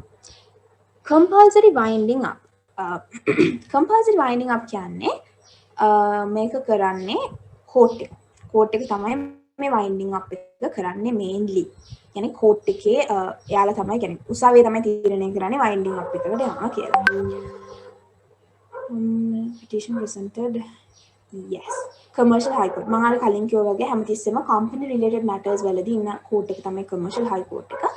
මෙතනදී court එක දැන් court එක නිකන් හිතලා මේක කරන්න හැබැයි නිකන් හිතන්නකෝ නිකන් එක දවසක කියන්නේ company set එක බලලා උඩින් පල්ලයට බලලා randomly එකක් තෝරලා අපි අද මේක වහලා දාමු. එහෙම එකක් නෙමෙයි. කවුරු හරි පාර්ශවයක් මම පස්සේ කියනවා කවුද එහෙම ඉදිරිපත් කරන්න පුළුවන් පාර්ශව කියලා. යම්කිසි පාර්ශවයක් ඒ කියන්නේ මේ වයින්ඩිං අප් එකකට ඇප්ලිකේෂන් එකක් දෙන්න පුළුවන් සුදුසුකම් ලැබෙන පාර්ශව සෙට් එකක් ඉන්නවා. ඒ යම්කිසි පාර්ශවයක් කෝට් එකට ඇප්ලිකේෂන් එකක් දුන්නොත් එහෙම මේ කම්පැනි එක වහලා දාන්න ඕනි කියලා පෙටිෂන් එකක්. ඒකට අපි කියනවා පෙටිෂන් එකක් කියලා. මේ පෙත්සම. ඒක පෙත්සමක් ආකාරයකට කම්පැනි මේ කෝට් එකට ඇප්ලයි කරොත් එහෙම මේ කම්පැනි වහලා දාන්න කියලා. ඒක බලලා ඒක අධ්‍යයනය කරලා තීරණය කරනවා මේ කෝට් එක මේ කම්පැනි එක වහලා දානවද නැද්ද කියන. ඒක තමයි කම්පල්සරි වයින්ඩින් අප් කියලා කියන්නේ. එතකොට මේ කම්පල්සරි වයින්ඩින් අප් එකකට යන්න කෝට් එක කියන්න හරි අපි යමු මේක වහලා දාමු. එහෙම කියන්න එයා බලන දේවල් ටිකක් තියෙනවා. කියන්නේ මෙන්න මේ ටිකෙන් එකක් තියෙනවා නම් කෝට් එක තීරණය කරනවා මේ කම්පැනි එක අපි වහලා දාමු කියලා. පළවෙනි එක තමයි හිතන්නකෝ කම්පැනි එක හරියට කරගෙන යන කාලේ. කියන්නේ මුකුත් දැන් මේ වයින්ඩින් අප් එකකට යන්න කලින් හරියට හොඳට කරගෙන යන කාලේ යාලෝ ජෙනරල් මීටින් එකකදී ස්පෙෂල් රෙසලූෂන් එකක් මතක තියාගන්න ඕඩිනරි රෙසලූෂන් එකක් නෙමෙයි ස්පෙෂල් රෙසලූෂන් එකක් පාස් කරලා ඒගොල්ලෝ දාලා තියෙනවා මේ කම්පැනි එක වහන්න පුළුවන් කෝට් එකට විතරයි. ඒ කියන්නේ වොලන්ටරි වයින්ඩින් අප් එකකට යන්න බෑ. යන්න පුළුවන් එකම වයින්ඩින් අප් එක කෝට් වයින්ඩින් අප් එහෙම නැත්නම් මැන්ඩේටරි වයින්ඩින් අප් එකක් විතරයි. එහෙම දාලා තියෙනවා නම් ස්පෙෂල් රෙසලූෂන් එකක් පාස් කරලා එතනදී කෝට් එකට පුළුවන් කවුරු හරි ඇප්ලිකේෂන් එකක් දුන්නාම දැන් කෝට් එක බලන ආටිකල්ස් වල මෙහෙම එකක් තියෙනවා. සෝරි රෙසලූෂන් එක පාස් කරලා තියෙනවා. එතකොට ඕකේ ෆයින්. එහෙනම් මම කම්පැනි එක වහලා දාමු. මම ඕඩර් එක දෙන්න. එහෙම නැත්නම් කම්පැනි එක ඉන්කෝපරේට් කරා අපි හිතමුකෝ 2020 කම්පැනි එක ඉන්කෝපරේට් කරා. හැබැයි 2021 වෙනකොට ඒ කියන්නේ අවුරුද්දකට පස්සේ කම්පැනි එක පටන් ගත්ත අවුරුද්ද ඉඳන් අවුරුද්දක් ඇතුළත ඒකේ වැඩ කටයුතු පටන් අරගෙන නැහැ. ඒ කියන්නේ කම්පැනි එක නිකන් පටන් ගත්තා. හැබැයි මුකුත් කළා නැහැ. ඒගොල්ලන් පටන් ගත්ත මොකක් හේතුවක් තියෙනවා අපිට සපත්තු විකුණන්න. සපත්තු විකුණලත් නැහැ මුකුත් කළා නැහැ. එතකොට සමහර කාලවලට කෝට් එක හිතනද වැඩ නැහැ නේද මේක අරගෙන හිටියා කියලා වහලා දාන්න. එහෙම නැත්නම් හිතන්නකෝ කම්පැනි එක පටන් අරගෙන හොඳට කරගෙන ඇවිල්ලා එකපාරට මොකක් මාරි හේතුවක් මත කම්පැනි එකේ වැඩ කටයුතු නවත්තනවා සස්පෙන්ඩ් කරනවා නවත්තනවා. හැබැයි අවුරුද්දක් යනකම්ම මුකුත්ම කරන්නේ නැහැ. මාස දෙක තුනකට නවත්තන්න පුළුවන්. හැබැයි අවුරුද්දක් යනකම් මුකුත් කරන්නේ නැත්තම් කෝට් එකට පුළුවන් තීරණයක් අරගෙන හරි මේක වහලා දාන්න කියලා කියන්නේ. ඒ වගේම අපි දන්නවා ඉන්කෝපරේෂන් ඒ කියන්නේ මේක කම්පැනිස් ලිමිටඩ් බයි ගැරන්ටි වලට අදාළ නැහැ. පබ්ලික් ප්‍රයිවට් සාමාන්‍යයෙන් ඉන්කෝපරේෂන් එකේදී ප්‍රධාන වශයෙන්ම බලපාන වගන්තිය තමයි සෙක්ෂන් 4 එක හතරවෙනි වගන්තිය. හතරවෙනි වගන්තිය උපවගන්ති නම්බර් 2 අනේ සෝරි ළමයි මගේ සිංහල පොඩ්ඩක් අවුල් මම දන්නේ නැහැ හරියටම සිංහලෙන් කොහොමද කියන්නේ කියලා. උපවගන්ති දෙවෙනි එකේ තියෙනවා නේ අඩුම ෂෙයා හෝල්ඩර්ස්ලා කීයක් ඉන්න ඕනද කියලා. දැන් ප්‍රයිවට් එකක නම් එකක් ඉන්නවා. ඊළඟට දැන් නම් මම හිතන්නේ පබ්ලික් එකකටත් එකකින් ලොකුට පටන් ගන්න පුළුවන් මට ඒක නම් හරියට මතක නැහැ. මේ ඒ ඉන්න ඕන නම්බර් එකක් තියෙනවානේ. අඩුම අවම වශයෙන් ඉන්න ඕනේ ගාන. ඒ ගානට වඩා අඩු වුණොත් එහෙම දැන් හිතන්කෝ උදාහරණයක් විදිහට අඩුම තරමේ දෙන්නෙක් ඉන්න ඕනේ. එතනදී දැන් ඉන්නේ එක්කෙනා ෂෙයා හෝල්ඩර්ස්ලා. එතනදී කම්පැනි එක වහලා දාන්න ඒක හොඳ හේතුවක්. එතකොට කෝට් එකට කියන්න පුළුවන් කම්පැනි එක වහලා දාන්න කියලා. ඒ වගේම කම්පැනි එක ඩිරෙක්ටර්ස්ලා ඉන්න ඕනේ කම්පැනි එකක් කරගෙන යන ෂෙයා හෝල්ඩර්ස්ලා විතරක් මදිනේ. ඩිරෙක්ටර්ස්ලා කවුරුත් කම්පැනි එකේ නැත්තම් ඒත් කෝට් එකට කියන්න පුළුවන් කම්පැනි එක වහලා දාන්න කියලා. ඒතර මෙන්න මේ කියන හේතු හතර වළංගු හේතු හතරක්. හැබැයි ගොඩාක් වෙලාවට පාවිච්චි වෙන්නේ මෙන්න මේ ඊළඟට කියන හේතු දෙක. පළවෙනි දේ තමයි කම්පැනි එක බංකොලොත්. ඒ කියන්නේ ඉන්සල්වන්ට්. ඒගොල්ලන්ට බෑ ඒගොල්ලන්ගේ ණය ගෙවන්න. එතනදී අපි කියනවා කම්පැනි එක වයින්ඩින් අප් එකකට යන්න කියලා කෝට් එක ඕඩර් කරනවා. එහෙම නැත්නම් කෝට් එක හිතනවා. කෝට් එකේ කියන්නේ කෝට් එක හිතනවා කියන්නේ මම කියන උසාවි බිල්ඩින් එක හිතන්නේ නැහැ. කියන්නේ ඒ ඉන්නේ මිනිස්සු කවුරුද ඒගොල්ලෝ කතා කරලා හිතනවා මේ කම්පැනි එක තවදුරටත් කරගෙන යනවට වඩා වහලා දාන එක සර්ව සාධාරණයි. අපි මේක වහලා දාමු. මේක තව කරගෙන ගිහිල්ලා වැඩක් නැහැ. හොඳම දේ තමයි මේක වහලා දාන එක. ඒ වගේ වෙලාවකදී සමහරක් වෙලාවට කෝට් එක කියන්න පුළුවන් මේක වහන්න කියලා. අපි ඊළඟට කතා කරමු කොහොමද කෝට් එක මේක සර්ව සාධාරණයිද කියලා හිතන්නේ කියන එක. මෙතන කියනවා 1982 කම්පැනි ඇක්ට් එකේ ඒ තිබ්බ කම්පැනිස් ඇක්ට් එකේ තව කන්ඩිෂන් එකක් තිබ්බ. ඒ තමයි පළවෙනි AGM එක තිබ්බේ නැත්තම් පළවෙනි AGM එක තියන්න ඕනේ කම්පැනි පටන් අරගෙන මාස 18ක් ඇතුළත ඉන්කෝපරේෂන් එකේ ඉඳන් තිබ්බේ නැත්තම් ඒත් කම්පැනි එක වහලා දානවා කියලා එකක් තිබිලා තියෙනවා කලින් තිබ්බ සමාගම් පනතේ. ඒක 2007 සමාගම් පනතේ එනකොට ඒක අයින් කරලා තියෙනවා. මේ just an equitable winding up මෙන්න මේක එන්නේ common law එකෙන් මතක තියාගන්න. companies act එකේ කොහෙවත් මේ ටික නැහැ. මේක තියෙන්නේ මේ cases. ඒ කියන්නේ ජජ් කරපු කේසස් වලින් තමයි මෙන්න මේ ජජ්මන්ට් වලින් තමයි මෙන්න මේ රීසන්ස් ටික මෙයාලා අරගෙන තියෙන්නේ. කිසිම කම්පනීස් ඇක්ට් එකේ කොහෙවත් මේ ටික නැහැ. පළවෙනි එක තමයි කම්පැනි එකේ ඔබ්ජෙක්ට්ස් ෆ්‍රොඩුලන්ට්. කම්පැනි එක පටන් ගන්න තියෙන කුඩු විකුණන්න. කෙලින්ම කම්පැනි එක කරගෙන යනකොට වහලා දාන්න එක හොඳයි කියලා කෝට් එකේ හිතනවා. අන්තික තමයි කම්පැනි එක බබල් එකක්. ඒ කියන්නේ ඒක ආටිෆිෂියලි හදලා තියෙන එකක්. කම්පැනි එකක් නැහැ. නිකන් මේ ඒක නිකන් හදලා තියෙන කිසිම කම්පැනි එකක් මුකුත් නැහැ. නිකන් ජස්ට් රෙජිස්ටර් කරලා. ඒ වගේ වෙලාවකදී ඒක වයින්ඩින් අප් එකකට යන්න පුළුවන්. ඒ වගේම එක කම්පැනි එකක් වුණාට يعني අපිට කම්පැනි එකක් කියලා පටන් ගත්තට බැලූ බැලමට ඒක පාර්ට්නර්ෂිප් එකක්. කියන්නේ මේ හවුල් ව්‍යාපාරයක්. අපි පටන් ගන්න තියෙන කම්පැනි එකක් විදියට. ඒකේ සබ්ස්ටන්ස් එක කියන්නේ එසන්ස් එක වගේ නිකන් ඒක අර හරය පාර්ට්නර්ෂිප් එක. එතනදී හිතන්නකෝ පාර්ට්නර්ෂිප් එක විසිරුවා හරින්න හේතු සාධක ඇති වෙනවා කියලා. එතනදී එහෙම පාර්ට්නර්ෂිප් එක විසිරුවා හරින්න හේතු සාධක ඇති වුණා. දැන් එතන කම්පැනි එකක් තිබ්බට කම්පැනි එකක් වගේ නෙමෙයිනේ කියන්නේ. පාර්ට්නර්ෂිප් එකක් වගේනේ. එතනදී කම්පැනි එකක් වයින්ඩින් අප් එකකට ගියා නම් හොඳයි කියලා කියනවා. දැන් මෙතනදී මෙහෙම හිතන්න පුළුවන් වුණා. දැන් අපි සාමාන්‍යයෙන් කියනවානේ කම්පැනි එකකදී වෙන්නේ අයිතිකාරයෝ වෙනම ඉන්නවා බෝඩ් ඔෆ් ඩිරෙක්ටර්ස්නේ පාලනය කරන්නේ. හිතන්නකෝ ෂෙයා හෝල්ඩර්ස්ලා බෝඩ් ඔෆ් ඩිරෙක්ටර්ස්ලා ඔක්කොම එක්කෙනෙක් කියලා. يعني පටන් ගත්තාම තමයි කම්පැනි එක සම්පූර්ණයෙන්ම පාලනය කරන්නේ. ඒකට ඒක නිකන් හවුල් ව්‍යාපාරයක් වගේනේ. එතකොට හවුල් ව්‍යාපාරයක් වගේ තියෙද්දි දැන් හිතන්නකෝ පාර්ට්නර්ස් ටික ඔක්කොම එකතු වෙලා මේක නවත්තමු කියලා කිව්වා කියලා. ඒ වගේ වෙලාවකදී ඒක කම්පැනි එකක් වුණත් හවුල් ව්‍යාපාරයක් වගේ එක කරගෙන ආපු නිසා කම්පැනි එකකට වයින්ඩින් අප් එකකට යන්න කියන්න පුළුවන්. ඊළඟට where is a deadlock in the company management. ඒ කියන්නේ කම්පැනි එකේ ඩිරෙක්ටර්ස්ලා කතා කරන්නේ නැහැ. ඒගොල්ලෝ කතා කරන්නේ නැහැ. දැන් ඩිරෙක්ටර්ස් 10 දෙනෙක් ඉන්නවා නම් තීරණයක් ගන්න නැද්දි එක්කෙනෙකුට තනි තීරණයක් ගන්න බෑනේ. 10 දෙනා කතා කරලා ඒගොල්ලෝ වෝට් කරලා තමයි ඒගොල්ලෝ ඩිසිෂන් එකකට යන්නේ. එක එක්කෙනා අනිත් අයත් එක්ක කතා කරන්නේ නැත්නම් කම්පැනි එකේ මීටින් මුකුත් තියන්නේ නැත්නම් ඒතර කම්පැනි එකේ ඩිසිෂන්ස් මුකුත් ගන්න බෑනේ. කම්පැනි එක හැමදාම එකම තැන. එහෙම කරන්න බෑනේ. ඉතින් ඊට වඩා හොඳයි කම්පැනි එක වහලා දාන්න. ඒ වගේ වෙලාවකදී ඒක just and equitable සර්වසාධාරණයි කියලා හිතනවා. ඊළඟට මේ expulsion from office එහෙම නැත්නම් exclusion from participation කියන එක මට හරියටම sure නැහැ. මට හිතා ගන්න බෑ මොකද්ද ඒකින් කියන්නේ කියන එක. ඒ නිසා මම ඒක ගැන කිසිම කමෙන්ට් එකක් දෙන්නේ නැහැ. මම දන්නේ නැති නිසා. ඊළඟ එක තමයි justifiable loss of confidence. ඒ කියන්නේ නිකන් කිසිම පාර්ටියකට කොන්ෆිඩන්ස් එකක් නැහැ කම්පැනි එක ගැන. يعني කස්ටමර්ස්ලා බඩු ගන්න නැහැ කිසිම විශ්වාසයක් නැහැ. ඊළඟට අයිතිකාරයන්ට විශ්වාසයක් නැහැ කම්පැනි එක ගැන. නායකයන්ට කිසිම විශ්වාසයක් නැහැ. يعني ඒගොල්ලන් කිසිම සම්බන්ධයක් තියාගන්න නැහැ කම්පැනි එකත් එක්ක. මොකද ඒගොල්ලන්ට කිසි විශ්වාසයක් නැහැ කම්පැනි එකත් එක්ක. කිසිම විශ්වාසනීයත්වයක් නැහැ. එතනදී ඒ වගේ එකක් කරගෙන යනකොට වහලා දාන්න හොඳයි. ඒ නිසා වහලා දාන්න. ඊළඟට අපි හිතන්නකෝ කම්පැනි එක පටන් ගන්නෙ සපත්තු විකුණන්න.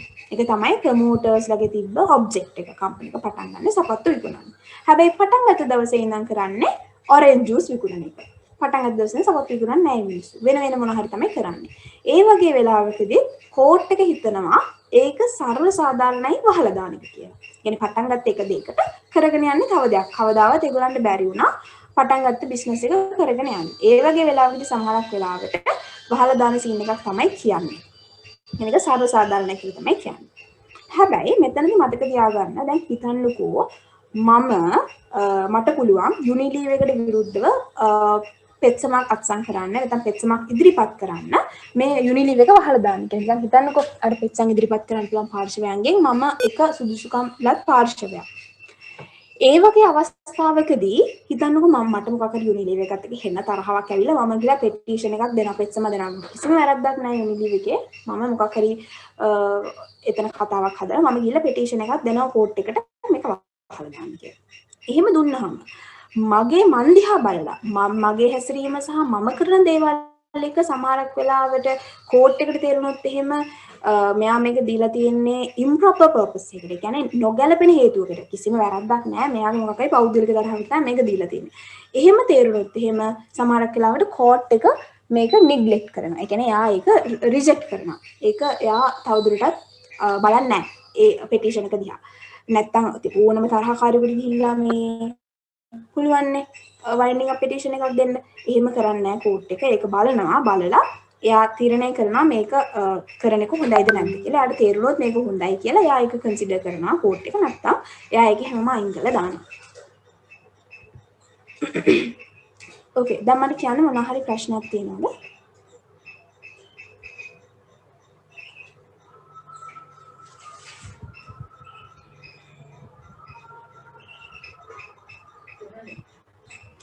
ඕගොල්ලන්ට මොකක් හරි අවුලක් තියනවා නම් කියන්න.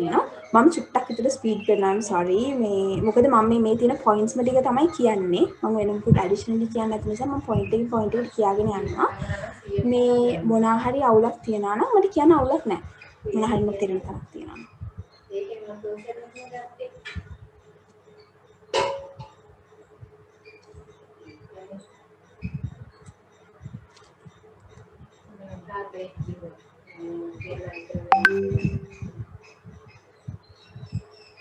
Okay, මම එනම් ඉල්ලු කරගෙන යනවා. Inability to pay debts. මේ කියන්නේ ණය ගෙවීමේ හැකියාවක් නැහැ. එතකොට දැන් මේ කොහොමද මේ ණය ගෙවන්න බෑ කියලා තීරණය කරන්නේ? දැන් නිකන් බලලා උඩින් බලලා කියන්න බෑනේ ආ මෙයාට ණය ගෙවන්න බෑ. එහෙම නෙමෙයි. ඒකට තියෙන්න ඕනේ මොකක් හරි විදිහක්. ඒක මයින්. කෝට් එකෙන් කියනවා කෝට් එක නෙමෙයි කම්පනීස් ඇක්ට් එකේ කියනවා හිතන්නකෝ මෙහෙම ණයකාරයෙක් ඉන්නවා. ඒ ණයකාරයා යම්කිසි ණයක් දීලා තියෙනවා කම්පැනි එකට. ඒක 50000කට වඩා වැඩි මුදලක් කියලා හිතන්න. 50000කට වැඩි මුදලක් දීලා තියෙනවා කම්පැනි එකට. ණයක් විදිහට. ණයකාරයා විලා කම්පැනි එකට කියනවා මට සල්ලි ඕනේ. මට සල්ලි දෙන්න. ඒ ඉල්ලීම කරපු දවසේ ඉඳන් සති 3ක් ඇතුළත මේ 50000 හෝ ඊට වඩා වැඩි මුදල කම්පැනි එකට බැරි වුණොත් අර පුද්ගලයාට ගෙවන්න. නෙමෙයි ගෙව්වේ නැහැ නෙමෙයි. කියන්නේ කම්පැනි එකට පුළුවන් කම්පැනි එක ගෙවන්නේ නැහැ නෙමෙයි. කම්පැනි එකට ගෙවන්න බෑ. ඒ වගේ වෙලාවකදී අපි කියනවා ඒක inability to pay debt. එයාගේ ණය ගෙවන්න බෑ. 50000කට වඩා වැඩි මුදලක් ඉල්ලීම කරපු දවසේ ඉඳන් සති 3ක් ඇතුළත එයාට ගෙවන්න බැරි නම් අපි කියනවා එයාට ඒ තවදුරටත් කම්පැනිගේ ණය තුරුස් ගෙවන්න හැකියාවක් නැහැ කම්පැනි එකට. එතනදී පුළුවන් මේ ක්‍රෙඩිටර් ගිහිල්ලා වයින්ඩින් අප් පිටිෂන් එකක් බාර දෙන්න. මේ කම්පැනි එක බංකුලොත් මට සල්ලි ගෙවන්න බෑ මෙයාලට කියලා. ඊළඟකින් කියන්නේ හිතන්න කවුරු හරි කම්පැනි එකට නඩුවක් දානවා විරුද්ධව. ඒක කස්ටමර් කෙනෙක් හරි කවුරු හරි එහෙම නැත්නම් ක්‍රෙඩිටර් කෙනෙක් කම්පැනි එකට විරුද්ධව නඩුවක් දානවා. නඩුවක් දාලා එතනදී ක්‍රෙඩිටර්ට ෆේවර් වෙලා තමයි එන්නේ මේ නඩු තීන්දුව. ඒ කියන්නේ සමාගම වන්දියක් හරි ඒ මුදල හරි මොකක් හරි ක්‍රෙඩිටර්ට ගෙවන්න ඕනේ. ඒක තමයි ජජ්මන්ට් එක. අපි හිතමුකෝ කම්පැනි එකට ක්‍රෙඩිටර්ට ගෙවන්න තියෙනවා හිතමුකෝ ලක්ෂයක්. තමයි කම්පැනි එකේ ගෙවන්න තියෙන ගාණ. ඒ ගාණ සම්පූර්ණ වශයෙන් හෝ එහෙම නැත්නම් ඒ ගාණෙන් යම්කිසි කොටසක් හෝ කම්පැනි එකට ගෙවන්න බැරි නම් ඒකත් මේ inability to pay debts වලට වැටෙනවා. ඒ දීලා තියෙන ජජ්මන්ට් එකට ඒ දැන් ජජ්මන්ට් එක දෙන්නේ යම්කිසි ගාණක් ගෙවන්න කියලානේ. ඒ කියන ගාණ ගෙවන්න බැරි නම් සම්පූර්ණ වශයෙන් හෝ අර්ධ වශයෙන් අපි ඒකට කියනවා මෙතන කම්පැනි එකට තවදුරටත් තමයිගේ ණය ගෙවන්න බැහැ කියලා. අනිත් එක තමයි කෝට් එකට නිකන් හිතුනොත් කියන්නේ එයා බලනවා. තියෙන ග්‍රවුන්ඩ්ස් කන්සිඩර් කරලා බලනවා. එයාට නිකන් සැටිස්ෆයි වෙන්න එයාට තේරෙනවා. තවදුරටත් කම්පැනි එකට එයාගේ ණය ගෙවන්න බෑ. කෝට් එකට සෑහීමකට පත් වෙන්න පුළුවන් විදිහේ හේතු සාධක රසක් තියෙනවා. ඒ වගේ වෙලාවකදීත් කෝට් එකට ඩිසයිඩ් කරන්න පුළුවන් මේ කම්පැනි එකට තවදුරටත් තමන්ගේ ණය ගෙවීමේ හැකියාවක් නැහැ. ඒ නිසා ඊට වඩා හොඳයි මේ කම්පැනි එක වහලා දාන්න. මේක බලන්න පුළුවන් විදි දෙකක් තියෙනවා. අපි කියනවා commercial insolvency and balance sheet test කියලා. commercial insolvency එහෙම නැත්නම් cash flow test කියලා කියන්නේ සල්ලි වලින් බලන්න. ඒ කියන්නේ කම්පැනි එකට ණය ගෙවන්න සල්ලි තියනවා. මෙතනදී වත්කම් වැඩක් නැහැ. හිතන්නකෝ කම්පැනි එකට මාර වත්කම් ගොඩක් තියෙනවා. බිල්ඩින්ග්ස් තියෙනවා, වාහන තියෙනවා, වැඩක් නැහැ ඒවා. සල්ලි නැත්තම් එතකොට අපි කියනවා කම්පැනි එක cash flow test එක ෆේල් වෙනවා. සල්ලි නැත්තම්. ඒ වගේම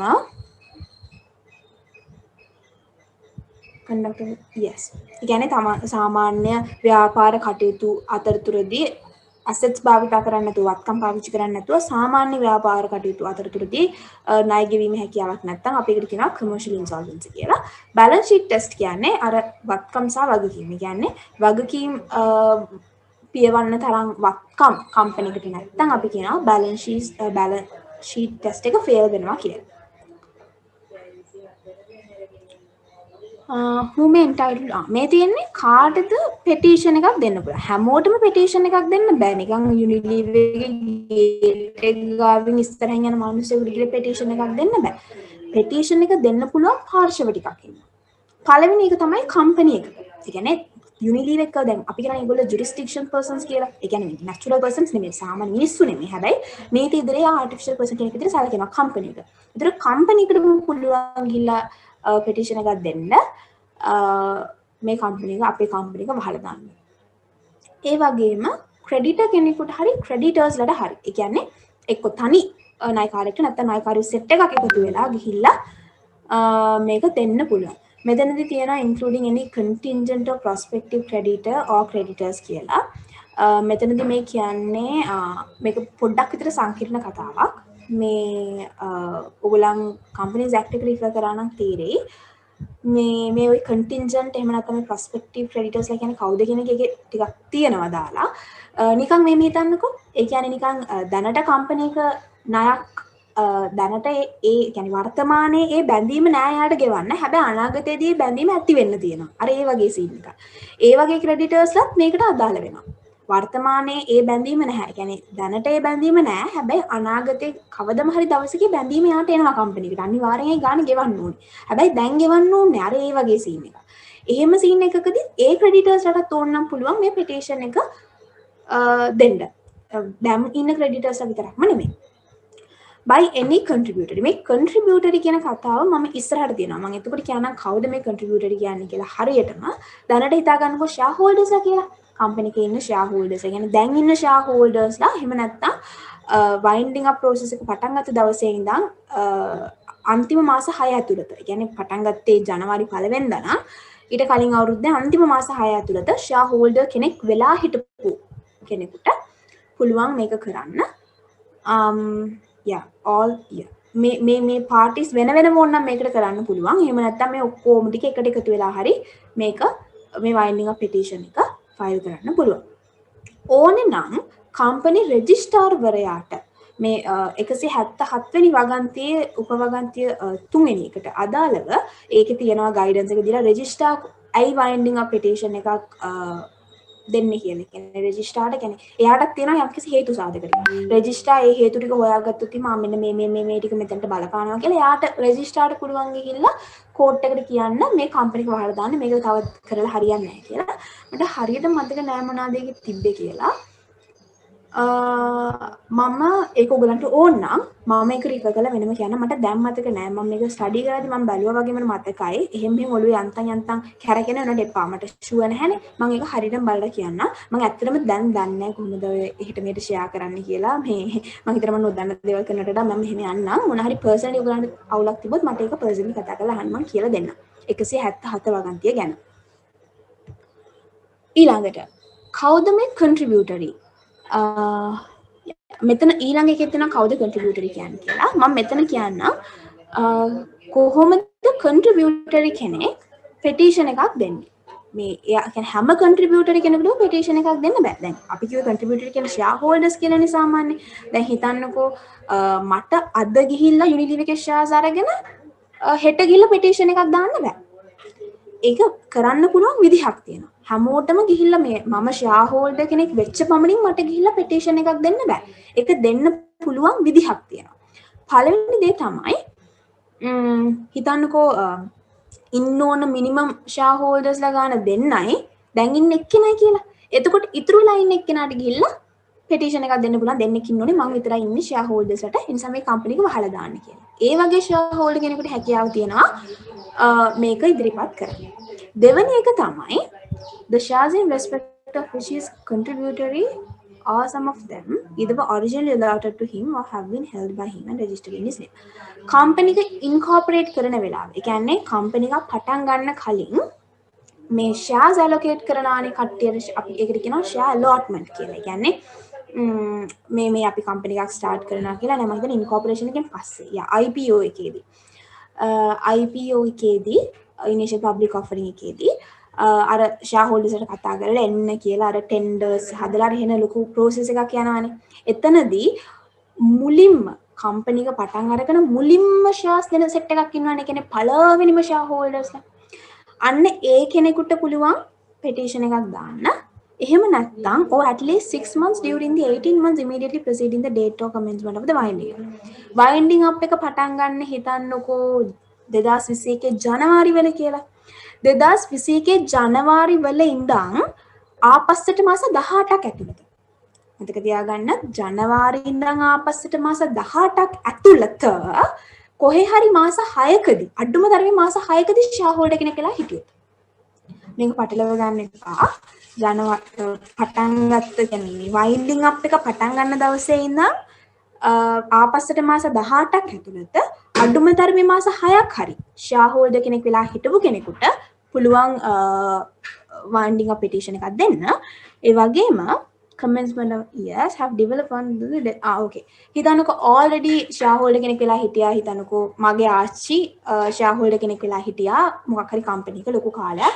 සහ ඊට පස්සේ ආච්චි නැති වුණා. ආච්චි නැති වෙනකොට ආච්චිගේ තියෙන shareholders ටික මගේ නමට ලිව්වා ආච්චිගේ අවසාන කැමති පත්‍රය. එතකොට ඒ shares ටික මට අයිති වෙනවා. එතකොට මම තමයි දැන් ඉන්න shareholder. ඉගෙන අර හිටපු shareholder කෙනෙක්ගේ මරණයකදී එයා ඒ shares ටික පවරන කෙනාට එයාටත් පුළුවන් මෙතනදී contributory කෙනෙක් වෙන්න. ඔන්න ඔය කියන දේවල් ටිකෙන් එකක් වුණොත් එහෙම එයාට පුළුවන් petition එකක් ගිහිල්ලා දෙන්න මේ company එකක winding up එකකට. හැමෝටම මේක කරන්න බෑ. හැම shareholder කෙනෙකුටම shareholder කෙනෙක් වෙච්ච පමණින් ඒක කරන්න බෑ. අඩුම තරමේ එයා මාස 6ක්වත් shareholder කෙනෙක් වෙලා ඉන්න ඕනේ. Contributor means every shareholder and every other person liable to contribute to the assets of the company. Okay.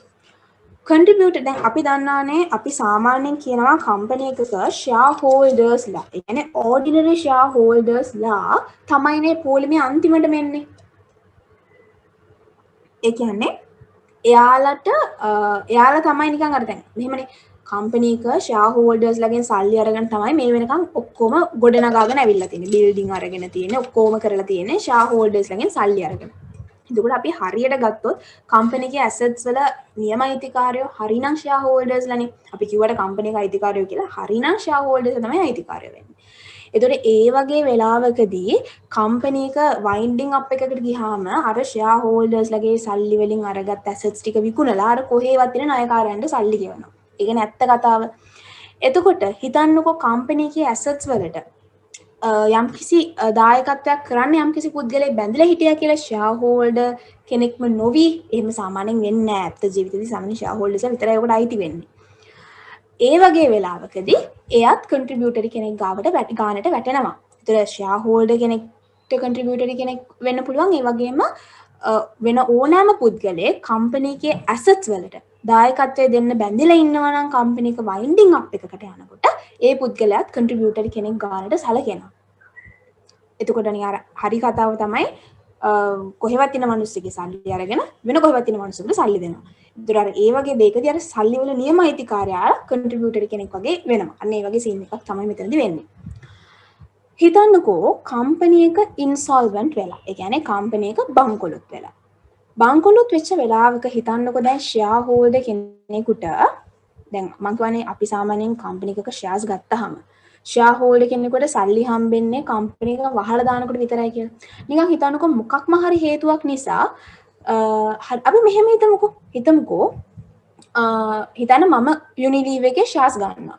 shares අරගෙන මම හිතනවා අවුරුද්දක් විතර තියාගෙන මොක විකුණලා දානවා. මම වෙන කාටරි විකුණලා දානවා. ඒතර මම shares ගන්න වියදම් කරපු ගාන මම විකුණද්දි මට හම්බ වෙනවානේ. එතකොට මට කම්පැනි එකට කිසිම අයිතියක් නැහැ. ඒ කියන්නේ මට ගෙවන්න ඕනේ ගාන මම සම්පූර්ණයෙන්ම හදලා මම ලබාගෙන. එතකොට මට කම්පැනි එක ගැන කිසිම ඉන්ට්‍රස්ට් එකක් නැහැ. ඒ කම්පැනි එක අරගෙන හිටියත් මට එකයි වහලා දැම්මත් මට එකයි. මොකද මට තිබ්බ shares එක විකුණලා දැම්මා. මට එතනින් එහාට ඒ කම්පැනි එකත් එක්ක කිසිම සම්බන්ධයක් නැහැ. ඒ වගේ contributory කෙනෙකුට ගිහිල්ලා බෑ petition එකක් දාන්න. මොකද මට company එකේ winding up එක ගැන කිසිම interest එකක් නැහැ. ඒ වගේ වෙලාවක මට මුකුත් කරන්න බෑ. ඒ කියන්නේ සම්පූර්ණ pay කරපු shareholder කෙනෙකුට fully paid shareholder කෙනෙකුට බංකොලොත් වෙච්ච අවස්ථාවකදී කිසිම දෙයක් කරන්න බෑ. හිතන්නකෝ මෙහෙම company එකෙන් මට මගේ සම්පූර්ණ ගාණ ගෙවල ඉවර කරා. මම තව දුරටත් මට company එක ගැන කිසිම මේකක් නැහැ. දැන් company එක බංකොලොත් වුණොත් කොහොමද shareholders ට ගාණක් හම්බ වෙන්නේ නැහැ නේ. තියෙන ගාණ creditors ට දීලා දානවනේ shareholders ට කොහොමද සතපහක්වත් හම්බෙන්නේ නැහැ බංකොලොත් වුණාම. හිතන්නකෝ ඒ shareholder ට පුළුවන් කියලා මේ company එක බංකොලොත් නැහැ. තාමත් සල්ලි තියෙනවා. creditors ට දුන්නාට පස්සෙත් කීයක් හරි ඉතුරු වෙනවා කියලා යාට prove කරන්න පුළුවන්. එයාට ඔප්පු කරන්න පුළුවන් නම් ඒ වගේ වෙලාවක අපි කියනවා එයාට තාම ඉන්ට්‍රස්ට් එකක් තියෙනවා. මොකද කීයක් හරි ඉතුරු වෙනවා නම් ෂෙයාර් කෙනෙක් විදිහට එයාට ඒකට වගේ අයිතියක් තියෙනවානේ. ඒ ඉතුරු වෙන ගාණ කියලා ගන්න. ඒ වගේ වෙලාවකදී එයාට ඉන්ට්‍රස්ට් එකක් තියෙනවා. contributory කෙනෙක් විදිහට winding up petition එකක් දෙන්න. එහෙම නැත්නම් එයාට කිසිම ඉන්ට්‍රස්ට් එකක් නැහැ. ඒතර ආවට ගියාට ෂෙයා හෝල්ඩර් කෙනෙකුට උනත් එම වයින්ඩින් අප් පිටිෂන් එකක් ෆයිල් කරන්න බෑ. ඒකට ලොකු ප්‍රොසෙස් එකක් තියෙනවා. සෑහෙන ක්වොලිෆිකේෂන්ස් තියෙන්න ඕනේ. මොන හරි ප්‍රශ්නයක් තියෙනවා නම් අහන්න.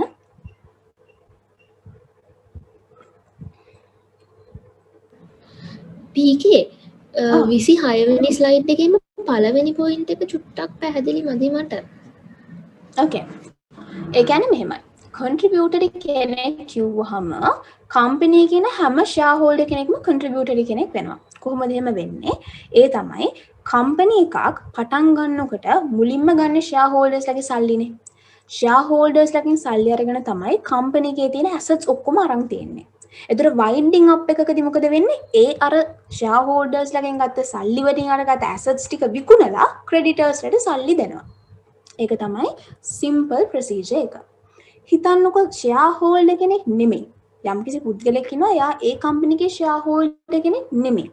හැබැයි එයා ඇසට්ස් වලට ඒ කම්පැනි එකේ ඇසට්ස් වලට කන්ට්‍රිබියුට් කරන්නේ. එයාගේ දායකත්වය දෙන්න. මුදලින් එයාගේ දායකත්වය දෙන්න බැඳිලා ඉන්නවා. ෂෙයා හෝල්ඩර් කෙනෙක් නොවි. මම දන්නේ ඒක කොහොමද වෙන්නේ කියලා.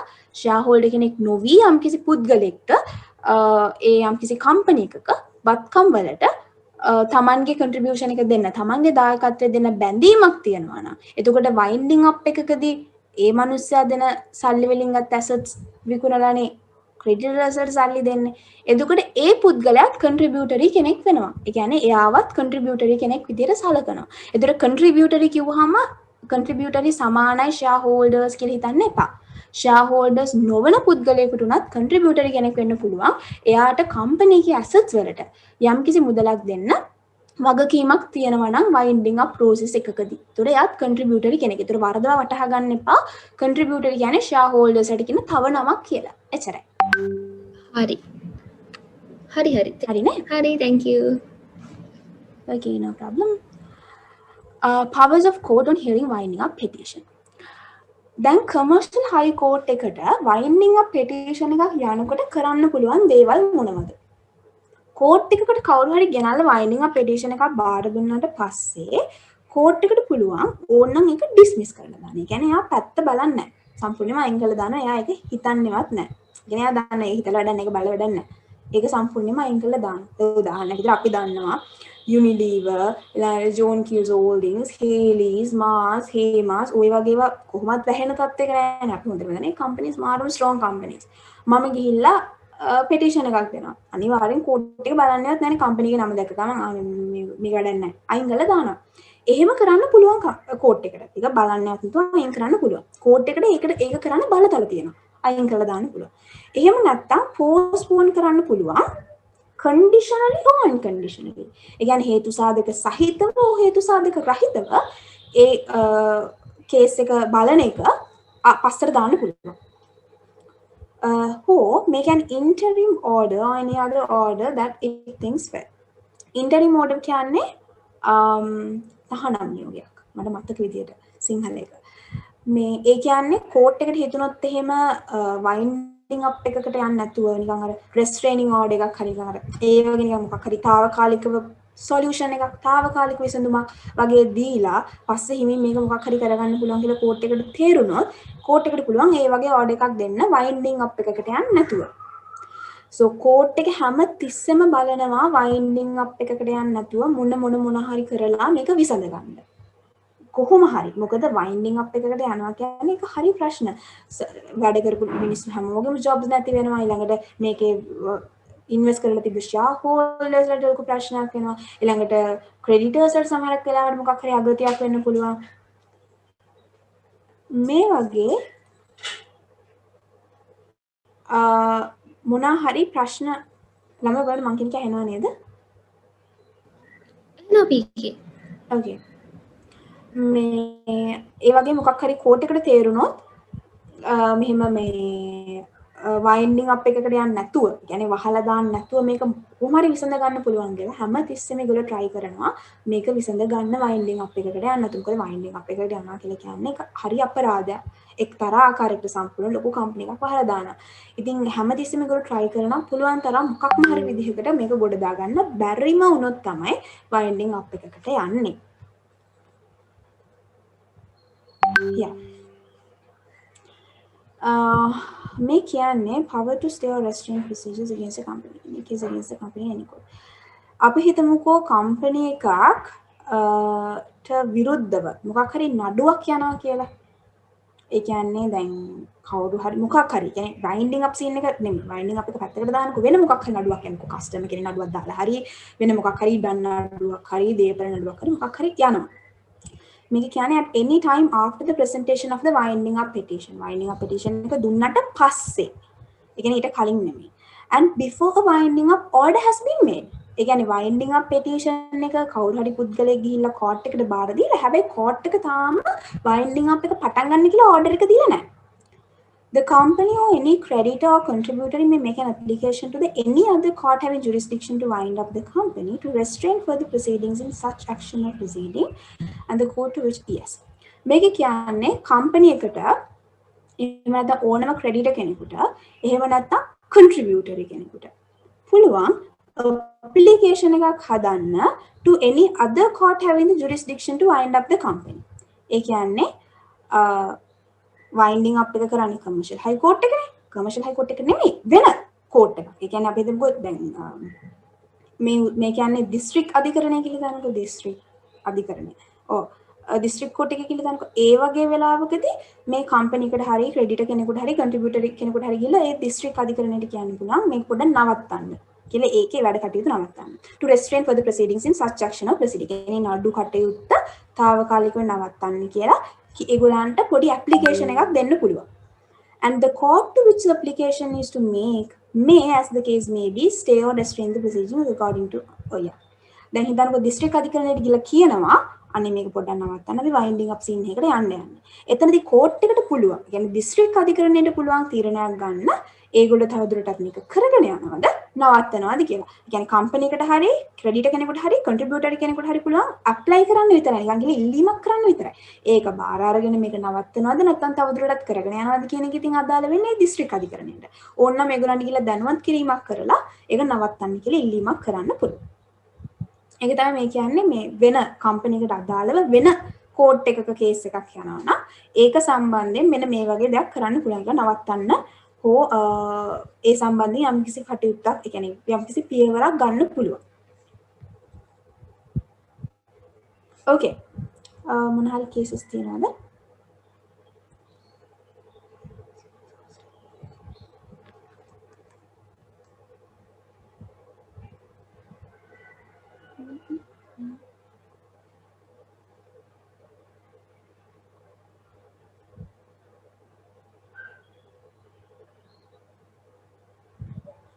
Okay, consequences of a winding up order. Court එක winding up order එකක් දුන්නාට පස්සේ, ඒ කියන්නේ දැන් පටන් ගන්න winding up එක.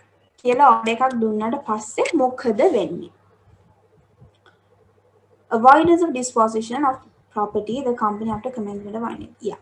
මේ කියන්නේ winding up එක පටන් ගත්තට පස්සේ company එකේ තියෙන දේපල කිසිදු විදිහකට විකුණන්න කාට හරි පවරන්න ඒ කිසිම දෙයක් කරන්න බෑ. එහෙම නැත්නම් මේ වෙනස් කරන්න දැන් මෙතන කියනවා in a winding up of, by the court මේක compulsory winding up එකට තමයි අදාළ වෙන්නේ. Any disposition of the property of the company. ඒ කියන්නේ company එකට අදාළ කරන දේපල disposition කිව්වහම ඒක transfer එකක් වෙන්න පුළුවන්, විකිණීමක් වෙන්න පුළුවන්. මෙතනදී මේ දේපල කිව්වහම things in actions උත් අදාළයි. මේ things in actions කියන්නේ නිකන් අර නිකන් ඔය checks ඊළඟට මේ එක එක loans ඊළඟට මොකක් හරි ඔය court එකකින් දීලා තියෙනවනේ ඔය වන්දියක් ගෙවන්න අර ඒ වගේ ඔය app ගෙවන ඒවා අනේ ඒ දේවල් property විදිහට සලකනවා මේ දේපල විදිහට සලකනවා company එකේ දේපල අපි සාමාන්‍ය දේපල කියන්නේ නිකන් ඔය මේ fixed assets නේ ඒ කියන්නේ ඔය වාහන යාන වාහන ඉඩ කඩම් buildings ඒ වගේ සාමාන්‍ය අපි දේපල කියන්නේ මෙතනදී කියන්නේ winding up එකකදී ඔය checks ඊළඟට ඔය ගෙවන්න තියෙන එක එක loans ඊළඟ මොන හරි වන්දි අප මුදල් ඒ සියල්ලම property වලට අදාළ වෙනවා. ඒවට කිසිම වෙනසක් කරන්න බෑ. ඒවා විකුණන්න මේ කාට හරි පවරලා දෙන්නේ මුකුත් කරන්න බෑ. And any transfer of shares කිසිම share transfer එකක් කරන්න බෑ. winding up එක පටන් ගත්ත ගමන් මට ටක් ගාලා ගිහිල්ලා share market එකේ මං ගාව තියෙන shares ටික විකුණලා දාන්න බෑ. ඒ කිසිම දෙයක් කරන්න බෑ. Or alteration in the status of the members of the company. Winding up එක පටන් ගත්තට පස්සේ දැනට ඉන්න පොසිෂන්ස් වල ඉන්න කට්ටිය වෙනස් කරන්න බෑ. අලුත් ඩිරෙක්ටර්ස්ලා පත් කරනවා, වෙන ටග් ගාලා ඔඩිටර් කෙනෙක්ව පත් කරනවා, ටග් ගාලා වෙන සෙක්‍රටරි කෙනෙක්ව පත් කරනවා. එහෙම මුකුත් කරන්න බෑ. ඒගොල්ලන් ඒ හිටපු විදිහටම ඉන්න ඕනේ. කිසිම වෙනසක් වෙන්න බෑ. Of the company made after the commencement of the winding up shall unless quote otherwise orders be void. Winding up එක පටන් ගත්තට පස්සේ මෙන්න මේ කියන කිසිම දෙයක් වෙන්න බෑ. එහෙම වුණොත් එහෙම ඒව වළංගු වෙන්නේ නැහැ. හිතන්නකෝ වයින්ඩින් අප් එක පටන් ගත්තට පස්සේ ටග් ගාලා කට්ටිය එකතු වෙලා වෙන ඩිරෙක්ටර් කෙනෙක්ව පත් කරනවා කියලා.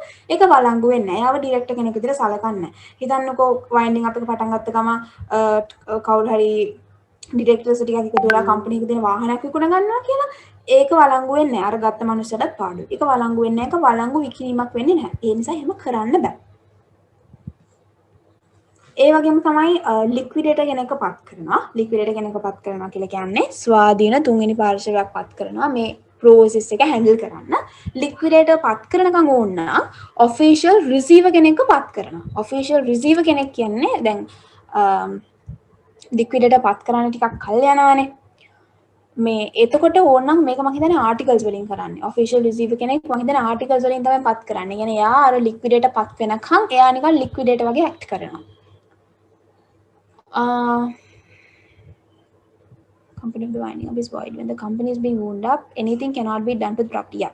මේ හතරවෙනි එකේ කියන්නේ අර මේ right to lien මේවා තියෙන ඒජන්සි එකේ මම දැන් මේක ඒ නිසා විස්තර කරන්නේ නැහැ මම ඒජන්සි කරාද කියන්නම් ඒ ටික. මේ කියන්නේ අර කම්පැනි එකේ තියෙන කිසිම ට්‍රාන්සැක්ෂන් එකක් කරන්න බෑ. අතුලේ කිසිම ප්‍රොපර්ටි එකකට කිසිම දෙයක් කරන්න බෑ. ඒ කිසිම දෙයක් වළංගු වෙන්නේ නැහැ. මේ තියෙන කිසිම වත්කමකට කරන කිසිම දෙයක්. එතනින් ඒ කියන්නේ ඒක කරා කියලා ඒක වළංගුදාවයක් ඇති වෙන්නේ නැහැ. ඒකෙන් ඒක අවලංගුයි. On the appointment of liquidator, the powers of the director ceased. මම කලින්ම කිව්වා වගේ liquidator කෙනෙක් පත් කරපු ගමන් directorsලාට කිසිම බලතලයක් නැහැ. liquidator තමයි boss. voluntary winding up එකකද දැන් court winding up එකකද නම් කෙලින්ම directorsලාව කෙලින්ම ඇදලා එළියට දාන ඒගොල්ලන්ට කිසිම බලතලයක් නැහැ. හැබැයි voluntary winding up එකක් කරන්නේ company එක හිතලානේ. එතනදී අපි හිතමුකෝ directorsලාගේ මොනවා හරි ඉවර කරපු නැති වැඩ මොනවා හරි තියෙනවා කියලා. කියන්නේ ඒක ඉවර කරන්න ඕනේ. project එකක් මොකක් හරි තියෙනවා නම් මොකක් හරි ඒගොල්ලෝ audit එකක් මොනවා හරි කර හිටියනනේ මොකක් හරි ඒ වගේ මොකක් හරි example එකක් මම දුන්නේ. ඒ වගේ වෙලාවකදී ඕනනම් අර කරලා අර බාගඩ ඉවර කරපු ටික කරගන්න පුළුවන්. හැබැයි court winding up එකකදී නම් එහෙමත් බෑ. කෙලින්ම ඇදලා එළියට දානවා. ඉවරයි. එතනින් හැම directorsට කිසිම බලයක් නැහැ. On a winding up order being made, the servants of the company are dismissed. Servants of the company කියන්නේ employees ලා. employees ලා තවදුරටත් employees ලා වෙන්නේ නැහැ. පටන් ගත්ත ගමන්ම එයාලට ඒගොල්ලන්ගේ job එක නැති වෙලා යනවා. එතනින් හරිය කිසිම ඒගොල්ලන් තවදුරටත් company එකේ සේවකයෝ විදිහට සැලකෙන්නේ නැහැ. Okay. වයින්ඩින් අප් එක පටන් ගන්නෙ මොන වෙලාවෙදිද? වයින්ඩින් අප් එක පටන් ගන්නෙ වෙලාව තීරණය වෙන්නේ වයින්ඩින් අප් එකේ විදිහ අනුව. මෙතන කියනවා where before the presentation of a petition for the winding up of a company by the court, a resolution has been passed by the company for voluntary winding up. The winding up of the company shall be deemed to have commenced at the time of passing the resolution. voluntary winding up එකකට නම් යන්නේ නිකන් winding up එකක් කරන්න බෑ කට්ටිය එකතු වෙලා නිකන් අර මේ ටිකක් දාලා අපි winding up එකට යන් කියලා යන්න බෑ. ඒකට resolution එකක් pass කරන්න ඕනේ. ඒකත් special resolution එකක් මම දන්න තරමින්. ඒ special resolution එක pass කළා තමයි winding up එකකට යන්නේ. එතකොට එතනදී voluntary winding up එකකට යනවා නම් special resolution එකක් pass කරලා resolution එක pass කරන වෙලාවේ තමයි winding up එක formally පටන් ගන්න. يعني ඒ වෙලේ ඉඳන් winding up process එක පටන් ගන්නවා. ඒතර අර consequences ටිකක් කියවනේ අර shares transfer කරන්න බෑ, අලුතෙන් directors ලව appoint කරන්න බෑ, වත්කම් විකුණන්න මුකුත් කරන්න බෑ. ඒ දේවල් ටික ඔක්කොම පටන් ගන්න resolution එක pass කරලා සම්මත වෙච්ච ගමන්. And unless the court on proof of fraud or mistake things with otherwise rate or decisions taken, the voluntary winding up shall be deemed to have been validly taken. Yes. මේ කියන්නේ voluntary winding up එකකදී නම් winding up petition එක yes voluntary winding up එකකදී නම් winding up petition එක දීපු වෙලාවේ තමයි winding up එක පටන් ගන්නෙ කියලා මේකේ තියෙනවා. හැබැයි මම හිතන්නේ හරියටම formally පටන් ගන්නේ winding up order එක දුන්නාට පස්සේ නිකන් petition එක දීපු ගමන් winding up එක හිතන්නේ ඒක ලොජිකල් නැහැ. හැබැයි ඉතින් එහෙම තමයි තියෙන්නේ. එහෙම තියනවා නම් ඒ විදිහට ස්ටඩි කරන්න.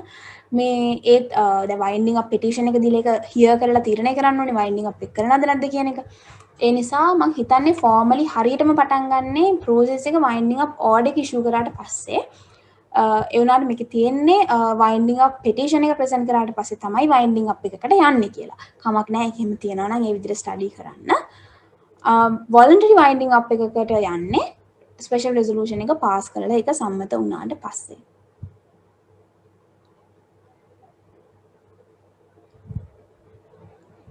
yes. මොකක් හරි හිතන්නකො දැන් මෙහෙම හිතන්නකො දැන් ඩිරෙක්ටර්ස්ලා මොකක් හරි තඩි වංචාවක් කරනවා. මාර නිකන් මිලියන ගාණක් වංචා කරන ෂෙයාර්හෝල්ඩර්ස් දන්නෙත් නෑ මොකක් හරි මේ බොරු රීසන් එකක් දාලා එහෙම දාලා මොකක් හරි මේ පෙන්නලා මේ හරියන්නේ අපිට කම්පැනි එක තව කරන් යන්න බෑ එහෙන පාඩුයි කියලා ෂෙයාර්හෝල්ඩර්ස් වලට පෙන්නලා එයාලවත් නිකන් අර එකඟ කරවගෙන වොලන්ටරි වයින්ඩින් අප් එකකට යනවා. ඒතර වොලන්ටරි වයින්ඩින් අප් එකකට ගියාම මොකක් හරි ෂේප් කරගන්න පුළුවන්. මොකද කෝට් එක ලොකුවට බලන්නේ නැහැ නේ ඇවිල්ලා අර හැම දෙයකටම ඇඟිලි ගහන්නේ නැහැ නේ. ඒ නිසා හිමින් මාටිය ගාලා කරගන්න පුළුවන් කියලා යන වොලන්ටරි වයින්ඩින් අප් එකකට. එතකොට හිතන්නකෝ කෝට් එක කොහොම හරි හොයාගත්ත කියලා මෙතනදී මොකක් හරි ෆ්‍රොඩියුලන්ට් දෙයක් වෙලා තියෙනවා කියලා මොකක් හරි වංචාවක් වෙලා තියෙනවා කියලා කෝට් එක හොයාගෙන එයා කිව්වොත් එම් නෑ වොලන්ටරි වයින්ඩින් අප් එකකට යන්න බෑ මේක නවත්තන්න කියලා. එහෙම වුණොත් වොලන්ටරි වයින්ඩින් අප් එකකට යන්න බෑ. එහෙම නැත්තම් normal විදිහට ස්පෙෂල් රෙසලූෂන් එකක් පාස් කරලා වොලන්ටරි වයින්ඩින් අප් එකකට ගිහිල්ලා normal විදිහට වයින්ඩින් අප් ප්‍රොසෙස් එක පටන් ගන්න පුළුවන්. ඒක තමයි මේ අර උඩ තියෙන ඡේදය අර රතු පාට bracket එකෙන් පස්සේ කියන්නේ unless the court on proof of fraud or mistake things fit otherwise to direct all proceedings taken in the voluntary winding up shall be deemed to have been validly taken. සාමාන්‍ය විදිහට වයින්ඩින් up process එක යනවා coat එකට තේරුණොත් එimhe මෙතන මොකක් හරි වංචාවක් වෙලා තියෙනවා කියලා එතනදී එයා ඊට වඩා දෙයක් සමහරකට කරන්න පුළුවන් වොලන්ටරි වයින්ඩින් අප් එකට යන්න දෙන එකක් නැති වෙයි. then voluntary winding up. so මට කියන්න compulsory winding up වල මොනවා හරි තියෙනවද තේරෙන්නේ නැති තැන්.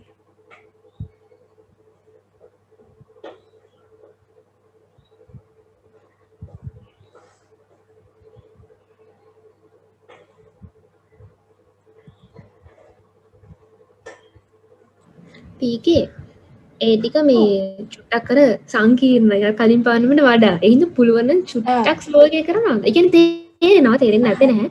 ඒ කෝකටත් පොඩ්ඩක් ස්ලෝ කරන්න හොඳයි කියලා හිතනවා. yeah okay no problem. හරි.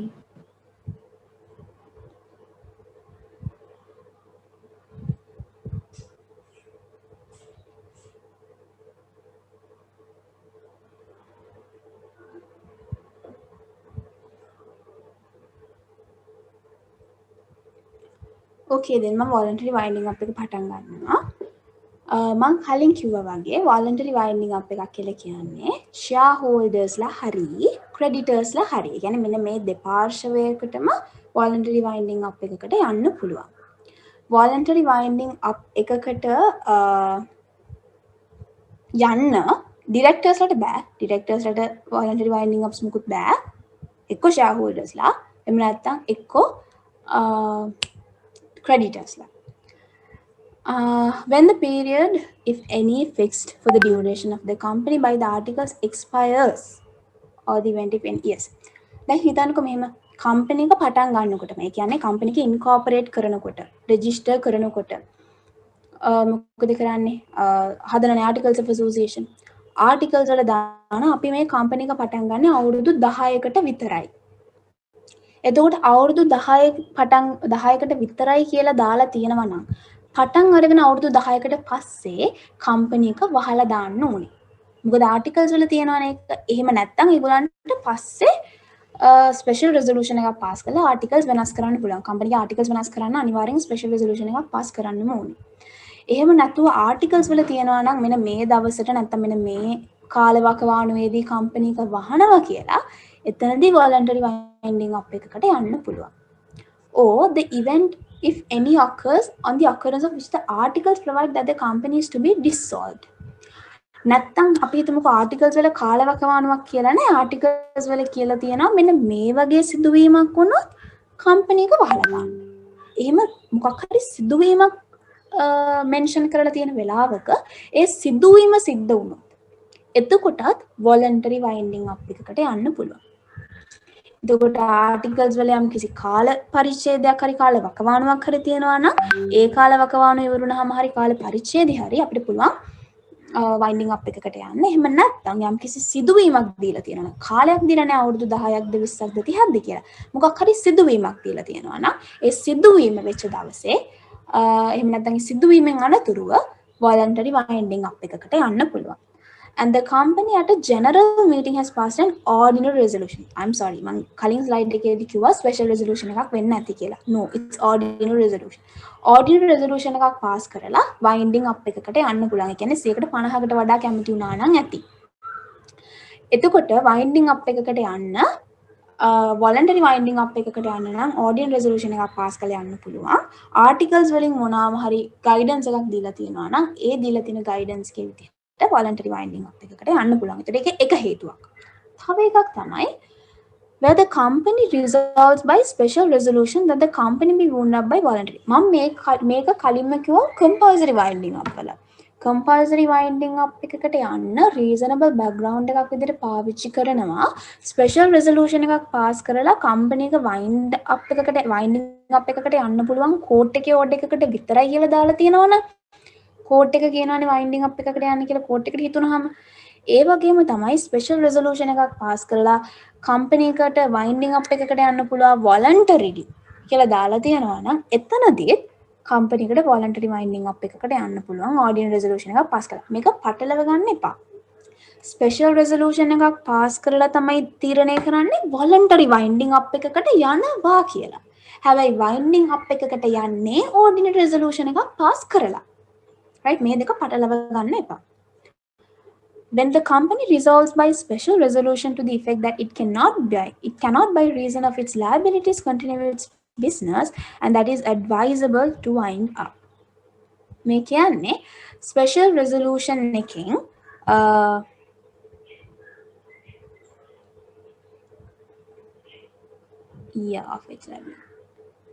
ඒ කියන්නේ company එකේ තියෙන liabilities දිහා බලලා company එකක් special resolution එක pass කරලා තියනවා නම් ඒ වගේ situation එක දිහා බලලා it's advisable කියන්නේ නිකන් ඒක වඩා හොඳයි මේක වහලා දාන එක වගේ උපදේශයක් දීලා තියෙනවා නම් special resolution එකක් through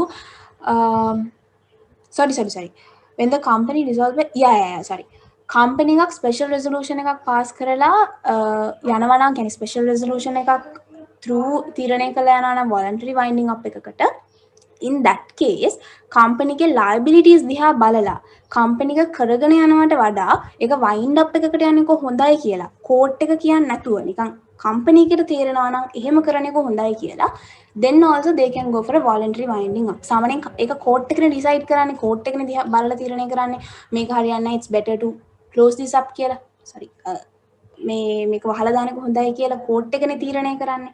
ඒකම කම්පැනි එකට තීරණය කරන්න හැකියාවක් තියනවා නම් ස්පෙෂල් රෙසලූෂන් එකකින් ඒ අවස්ථාව හදලා දීලා තියෙනවා නම් ඒ වගේ වෙලාවකදී කම්පැනි එකකට පුළුවන් එයාට හිතලා මතලම වොලන්ටරි වයින්ඩින් අප් එකකට යන්න.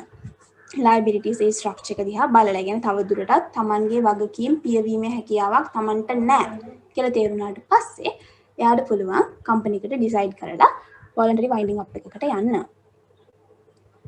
මේක නම් චුට්ටක් විතර ඔළුවට දාගන්න ඕනේ දෙයක්. ඒ තමයි මම කියවනේ voluntary winding up එකකට යන්න පුළුවන් එක්ක shareholders ලාගේ කැමැත්තෙන් එහෙම නැත්නම් creditors ලාගේ කැමැත්තෙන්. ඒතර voluntary winding up කොටස් දෙකක් තියෙනවා. shareholder voluntary winding up and creditor voluntary winding up. මේ දෙක තමයි තියෙන්නේ. මේ දෙකේ වෙනස මොකක්ද? කොහොමද shareholder voluntary winding up එකකුයි creditor voluntary winding up එකකුයි හොයාගන්නේ? Where it is proposed to wind up a company voluntarily. ස්වේච්ඡාවෙන් ඒගොල්ලෝ company එක මේ winding up එකකට යන්න හිතාගෙන ඉන්න වෙලාවේදී the directors of the company or in the case of company having more than 2 directors.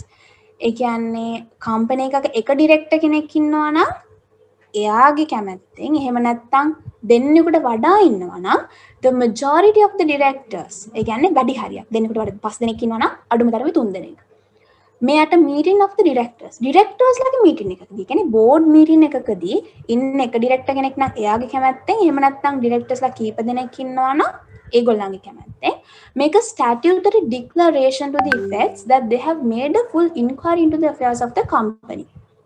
ඒගොල්ලන් හදනවා statutory declaration එකක්. ඒ කියන්නේ නීතිමය ප්‍රකාශයක්. ඒ නීතිමය ප්‍රකාශයෙන් ඒගොල්ලෝ මොකක්ද කියන්නේ? ඒගොල්ලන් කම්පැනි එකේ තියෙන affairs කියන්නේ not love affairs. කම්පැනි එකේ තියෙන business affairs. business කියන්නේ ව්‍යාපාරික කටයුතු සම්බන්ධයෙන් යාලා full inquiry එකක් කරා. ඒ කියන්නේ සම්පූර්ණ විස්තරාත්මක හොයා බැලීමක් එයාලා කරා. සහ and they are of the opinion that the company will be able to pay its debts. ඒගොල්ලන් හිතනවා ඒගොල්ලෝ කියන්නේ කම්පැනි එකේ business affairs හුන්නටම අතුරටම ගිහලා යාලා බැලුවා සහ එයාලට අදහසක් තියෙනවා කම්පැනි එකට තමන්ගේ ණය සම්පූර්ණයෙන්ම ගෙවන්න පුළුවන් within such period not exceeding 12 months. ඒ කියන්නේ අවුරුද්දක් ඇතුළත එයාලට මේ ණය සම්පූර්ණයෙන්ම ගෙවලා දාන්න පුළුවන් from the date of the commencement of the winding up. winding up එක පටන් ගත්ත දවසේ ඉඳන් අවුරුද්දක් ඇතුළත කම්පැනි එකට සම්පූර්ණයෙන්ම තමන්ගේ ණය ගෙවන්න පුළුවන් කියලා ඩිරෙක්ටර්ස්ලා කම්පැනි කියන ඩිරෙක්ටර්ස්ලා නීතිමය වශයෙන් ප්‍රකාශයක් කරොත් එහෙම අපි කියනවා ඒ වගේ ප්‍රකාශයක් ඉදිරිපත් කරොත් ඒකට අපි කියනවා shareholder voluntary winding up කියලා. ඇයි ඒකට shareholder voluntary winding up කියලා කියන්නේ? මොකද creditorsලාට worry වෙන්න කිසිම හේතුවක් නැහැ. creditorsලාට අනිවාර්යෙන් දැන් මේක කියන්නේ directorsලා company එකේ affairs වලට සම්පූර්ණයෙන්ම ඔළුව දාලා ඒගොල්ලෝ විස්තරාත්මක විදිහට හොයලා බැලුවා. company එකේ කිසිම අවුලක් නැහැ. winding up එක පටන් අරගෙන අවුරුද්දක් වගේ කාලයක් ඇතුළත සියලුම ණයතුරුස් ගෙවලා නිදහස් කරන්න පුළුවන්. creditorsලාට worry වෙන්න කිසිම දෙයක් නැහැ. එතකොට අපි කියනවා ඒ වගේ නීතිමය ප්‍රකාශයක් කරොත් directorsලා ඒක shareholder winding up එකක්. shareholder voluntary winding up එකක්. හිතන්නකො එහෙම ප්‍රකාශයක් කරේ නැහැ කියලා. ඒ කියන්නේ ඩිරෙක්ටර්ස්ලා කිසිම නීතිමය ප්‍රකාශයක් කරේ නැහැ. එයාලට නිකන් ඒ කියන්නේ එයාලට විශ්වාසයි කම්පැනි එකට තමන්ගේ ණය ගෙවන්න පුළුවන් කියලා. එහෙම කිසිම ප්‍රකාශයක් කළා නැහැ ඩිරෙක්ටර්ස්ලා. ඒ කියන්නේ අනිත් පැත්තෙන් කියන්නේ එයාලට එහෙම ෂුවර් නැහැ කියන එකනේ. ඒ වගේ වෙලාවකදී එහෙම ප්‍රකාශයක් කරේ නැත්නම් අපි ඒකට කියනවා creditors winding up එකක් කියලා. A winding up in the case of which a declaration has not been so made and delivered අපි ඒකට කියනවා creditors voluntary winding up. එතකොට creditors voluntary winding up එකකදී liquidator appoint කරන්නේ creditorsලා. shareholders voluntary winding up එකකදී shareholdersලාට පුළුවන් liquidator appoint කරන්න. ඒක මට පොඩ්ඩක් කියන්න තේරුණාද නැද්ද?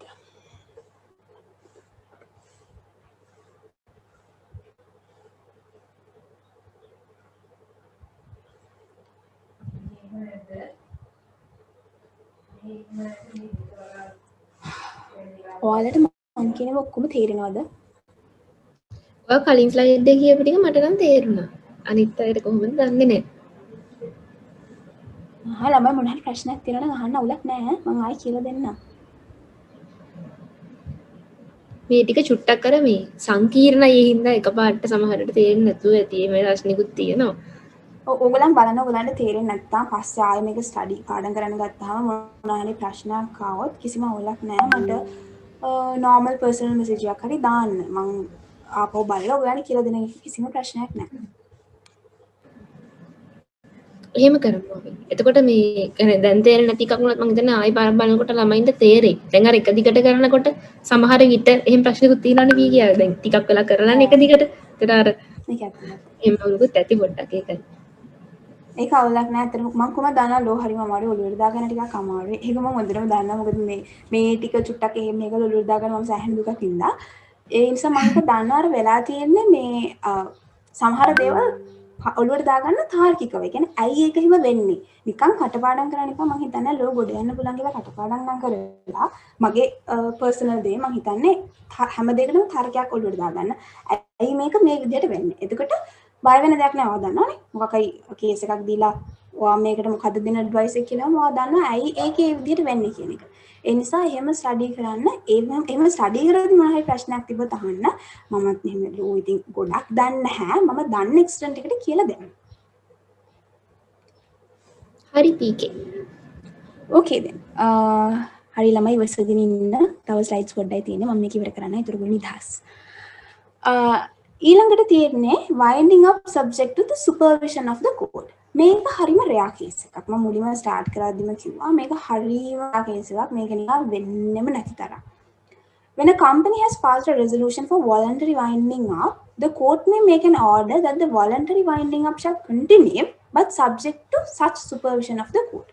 ඒ කියන්නේ දැන් හිතන්නකෝ ස්පෙෂල් රෙසලූෂන් එකක් පාස් කරලා කම්පැනි එක යන්න පුළුවන් voluntary winding up එකකට කියලා අර සම්මත වෙලා තියෙන වෙලාවක සමහරක් වෙලාවට කෝට් එකට හිතුනොත් මොකක් හරි කේස් එකක් මෙතන තියෙනවා නිකන් එයාට නිකන් තේරෙනවා විතර පොඩි යටින් ගහ මොකක් හරි වංචාවක් හරි මොකක් හරි තියෙනවා කියලා හිතන්නකෝ ඒ වගේ වෙලාවකදී සමහරකට කෝට් එක කියන්න පුළුවන් වොලන්ටරි වයින්ඩින් අප් එකකට යන්න කමන්නේ ඔයගොල්ලන්ගේ විදිහට කරගෙන යන්න හැබැයි මම පැත්තකින් නම් බලාගෙන ඉන්න ඔයාලා මොකද කරන්නේ කියලා. ඒක තමයි මේ subject to supervision of the court කියන්නේ කම්පැනි එකට නිකන් ස්වාධීනව ඒගොල්ලන්ට තනියම කරගෙන යන්න කෝට් එක පැත්තකින් නම් ඔළුව දාන්න බලාගෙන ඉන්නවා. And with such liberty for creditors, contributories or other to apply to the court and generally on such terms and conditions as the courts may think. Yeah. ඒ කියන්නේ සමහරකට voluntary winding up එක විදිහට කරගෙන යනවා. හැබැයි සමහරකට court එක දානවා terms and conditions. දැන් හිතන්නකො liquidator appoint කරද්දි. සමහරකට liquidator appoint කරද්දි දානවා. මෙන්න මේ terms conditions වලට තමයි යන්න ඕනේ. සමහරකට terms conditions සමහරකට creditors ලා හරි contributors ලා හරි ඒගොල්ලන් apply කරලා සමහරකට court එකට කියන්න පුළුවන්. සමහර creditors ලාට court එකට ගිහලා කියන්න පුළුවන් නිකන් අපිට මෙන්න මෙහෙම එකක් හිතනවා චුට්ටක් මේ liquidator කෙනෙක්ව appoint කරද්දී shareholders වලට appoint කරන්න දෙන්න එපා. එක්ක court එක appoint කරන්න. ඒ වගේ application එකක් සමහර කෙනාට දෙන්න පුළුවන්. ඒ වගේ වෙලාවකදී සමහරකට court එක එහෙම නීති රීති දාලා ඒ කියන්නේ මේ winding up process එක එයාට හොඳයි කියලා හිතන විදිහකට එයා කියනවා කරගෙන යන්න. කම්පැනි එකට වොලන්ටරි වයින්ඩින් අප් එකට යන්න පුළුවන්. හැබැයි ස්වාධීනව කරන්න බෑ. කෝට් එක පැත්තකින් ඉඳන් ඇඟිලි ගහනවා. මෙන්න මේ admissible claims කියන එක admissible claims කියන එක මටත් චුට්ටක් තේරුනේ නැහැ. මොකද මේකේ තියෙන liabilities case එක. මේක කියන්නේ අර නිකන් අපි කියන්නේ admissible claims කියන්නේ කාටද claims ගන්න පුළුවන්. ඒ කියන්නේ creditor කෙනෙක් විදියට කාටද වන්දි ඉල්ලන්න පුළුවන් කියන එක තමයි මේක කියන්නේ. A debt liability present or future, certain or contingent, whether it is an ascertained debt or liability or a liability for damages may be admitted as a claim against the company in liquidation. ඒ කියන්නේ අපි වගකීම් company එකට ගෙවන්න තියෙන වගකීම් company එකට පියවන්න තියෙන වගකීම් මොනවද කිව්වහම ඒක present එකක් වෙන්න පුළුවන්. ඒ දැන් තියෙන වගකීමක් වෙන්න පුළුවන්. ඉස්සරහට එන්න තියෙන එකක් වෙන්න පුළුවන්. නිශ්චිත වගකීමක් වෙන්න පුළුවන්. එහෙම නැත්නම් contingent කියන්නේ නිශ්චිත නැහැ. ඒ කියන්නේ යම්කිසි මම දන්නවා ඔයගොල්ලෝ accounting දන්නවනේ ළමයි අර අපි කියන්නේ contingent liabilities කියලා නිශ්චිත නැහැ යම්කිසි සිදුවීමක් හෝ සිදුවීම් කිහිපයක් මත ඇතිවන වගකීමක් එකක් තියෙනවානේ අන්න ඒ වගේ වගකීමක් වෙන්න පුළුවන් එහෙම නැත්නම් මොකක් හරි loan එකක් හරි leasing arrangement එකක් හරි ඒ වගේ දෙයකට සම්බන්ධ වගකීමක් වෙන්න පුළුවන් එහෙම නැත්නම් මොකක් හරි damage එකක් කියන්නේ මේ මොකනේ අර වන්දියක් වගේ නිකන් අපි අර වන්දි ගෙවන්නේ මොකක් හරි අපි අතින් අනතුරක් වුණාම ඒ වගේ liability එකක් වෙන්න පුළුවන් ඒ ඕන එකක් winding up එකකදී company එක ගෙවිය යුතු වගකීම් ගන්නට වැටෙනවා ඒ කියන්නේ ඒ වගකීම් company එක ඒ වගකීම් අදාළ වෙලා තියෙන පාර්ශව ඉන්නවනේ හිතනකො company එක මට වන්දියක් ගෙවන්න තියෙනවා. ඒතර මට පුළුවන් creditor කෙනෙක් විදිහට යන්න. කියන්නේ credit මාවත් උතර creditor කෙනෙක් විදිහට තමයි සැලකෙන්නේ. මම මුකුත් කම්පැනි එකට සල්ලි දීලා මුකුත් නෙමෙයි කම්පැනි එකේ මොන හරි ප්‍රශ්නයක් වෙලා අපි තුක බිල්ඩින් එකක් හදාගෙන නැట్లా මගේ ගේ උඩට කඩාගෙන නැట్లా මගේ ගේ කුඩු වෙනවා. ඒතර මට කම්පැනි එක වන්දියක් ගෙවන්න පොරොන්දු වෙනවා. ඒතර මමත් ක්‍රෙඩිටර් කෙනෙක් විදිහට යනවා ලික්විඩේෂන් එකට. මොකද මටත් කම්පැනි එක වන්දියක් ගෙවන්න තිබ්බා. එතකොට ඒ වගේ අය හැමෝම ක්‍රෙඩිටර්ස්ලා ගානට වැටෙනවා. කම්පැනි එකේ හැමෝටම සල්ලි ගෙවන්න බැඳිලා ඉන්නවා. ඒක තමයි මේ admissible claims කියලා කියන්නේ මට තේරෙච්ච විදිහට. Board of directors can appoint an yes okay මේක මම මේ දාගෙන ටයිප් කරගත්ත එකක් මොකද ඒක නිසා තමයි පොඩ්ඩක් වෙන පාටකින් තියෙන්නේ මේක කියන්නේ දැන් හිතන්නකෝ කම්පැනි එකක් වයින්ඩින් අප් එකකට යන්නේ නැතුව ඒ කියන්නේ දැන් කම්පැනි එක තේරෙනවා කම්පැනි එක බංකොලොත් කියලා වහලා දාන්න නැතුව ඕන නම් සම්පූර්ණයෙන්ම කම්පැනි එක විකුණන්න පුළුවන් සම්පූර්ණයෙන්ම නිකන් gediya පිටින් වෙන කෙනෙකුට විකුණනවා එහෙම කරන්න පුළුවන් එතනදී ඒ වගේ වෙලාවකදී appoint කරන්නේ liquidator කෙනෙක් නෙමෙයි. liquidator appoint කරන්නේ winding up එකකට යන. ඒ කියන්නේ වහලා දානවා. company එක විකුණනවා නම් appoint කරන්නේ administrator කෙනෙක්ව. ඉතින් ඇඩ්මිනිස්ට්‍රේටර් කියන්නේ යා ඔක්කොම ටික බලලා හැම පැත්තම බලලා ඒකට ගැනුම් කරුවෙක් හොයලා දෙගොල්ලෝ අතර සාකච්ඡා කරලා නීතිමය පැත්ත බලලා යා ඔක්කොම ප්ලෑන් ඔක්කොම ටික වැඩ කටයුතු සැලසුම් කරනවා මේ කම්පැනි එක අර කම්පැනි එකට විකුණන්න. එතනදි කරන්නේ නිකන් විකුණනවා. නිකන් සම්පූර්ණ කම්පැනි එක සෙල් කරනවා. එතනදි කම්පැනි එක වහලා දාන්නේ කම්පැනි එක පවත්වාගෙන යනවා වෙන කම්පැනි එක සබ්සිඩියරි එකක් වගේ ඒක කරගෙන යනවා. ඒක තමයි කියන්නේ කම්පැනි එක විකුණනවා. එතනදි පත් කරන්නේ ඇඩ්මිනිස්ට්‍රේටර් කෙනෙක්. දැන් මෙහෙම හිතන්න කම්පැනි එක දැන් බලනවා වයින්ඩින් අප් එකට ගියොත් එහෙනම් වැඩේ පොඩ්ඩක් එහෙම වෙනවා. ඒ නිසා අපි වයින්ඩින් අප් එකකට යන්න නැතුව කම්පැනි එක විකුණමු කියලා ඩිරෙක්ටර්ස් එක්ක කතා වෙනවා. නිකන් හිතන්නකෝ කම්පැනි එක විකුණමු කියලා ඩිරෙක්ටර්ස් එක්ක කතා වෙනවා. මොකක් හරි වෙනවා ඒගොල්ලෝ මොකද කොරමැර වංචාවක් කරලා දැන් ලික්විඩේෂන් එකකට ගියොත් අහුවෙනවනේ. අපි ඇඩ්මිනිස්ට්‍රේෂන් එකකට යන්නේ. ඒ කියන්නේ මේක විකුණමු. අපි කවුරෙක් කෙනෙක් හොයලා මේක විකුණමු. එහෙම කියලා පත් කරගන්නවා ඇඩ්මිනිස්ට්‍රේටර් කෙනෙක්. ඔහොම පත් කරලා දැන් හොයනවා කවුරුත් කැමති නැහැ මේ කම්පැනි එක ගන්න. දැන් මොකද කරන්නේ? වෙන විසඳුමක් නැහැ. කම්පැනි එක වහලා දාන්න තමයි තියෙන්නේ. ඒ වගේ වෙලාවක ඩිරෙක්ටර්ස්ලට ඔය ආයිෂා හෝල්ඩර්ස් අතේ කතා කරලා ඇඩ්මිනිස්ට්‍රේටර් විසිකලා දාලා ලික්විඩේටර් කෙනෙක්ව පත් කරන්න බෑ. ඒගොල්ලන් ගත්ත ඩිසිෂන් එක රිවයිස් කරන්න බෑ. රිවර්ස් කරන්න බෑ. කෝට් එකේ පර්මිෂන් එක නැතුව. ඒ කියන්නේ ආයෙ නඩුවක් දාලා ඒක බලලා කෝට් එකෙන් පර්මිෂන් අරගෙන තමයි ඇඩ්මිනිස්ට්‍රේටර් වයින් කරලා ලික්විඩේටර් කෙනෙක්ව පත් කරන්න ඕනේ. ඒ කියන්නේ කම්පැනි එක තීරණය කරන්න ඕනේ මුලින්ම විකුණනවද වහලා දානවද? විකුණන්න තීරණය කරොත් විකුණන්න ඔක්කොම තීරණය කරලා හැමදේම කරලා ආයෙ මොකක්ම හරි කේස් එකක් වෙලා වහලා දාන්න තීරණය කරොත් එහෙම නිකන් තීරණය කරන්න බෑ. කෝට් එකෙන් ගිහිල්ලා ඒකට අවසර ගන්න ඕනේ. අපිට මෙන්න මෙහෙම ප්‍රශ්නයක් වුණා අපි වහලා දාන්න යන්නේ කියලා ඒගොල්ලන්ගෙන් අවසර ගත යුතුයි.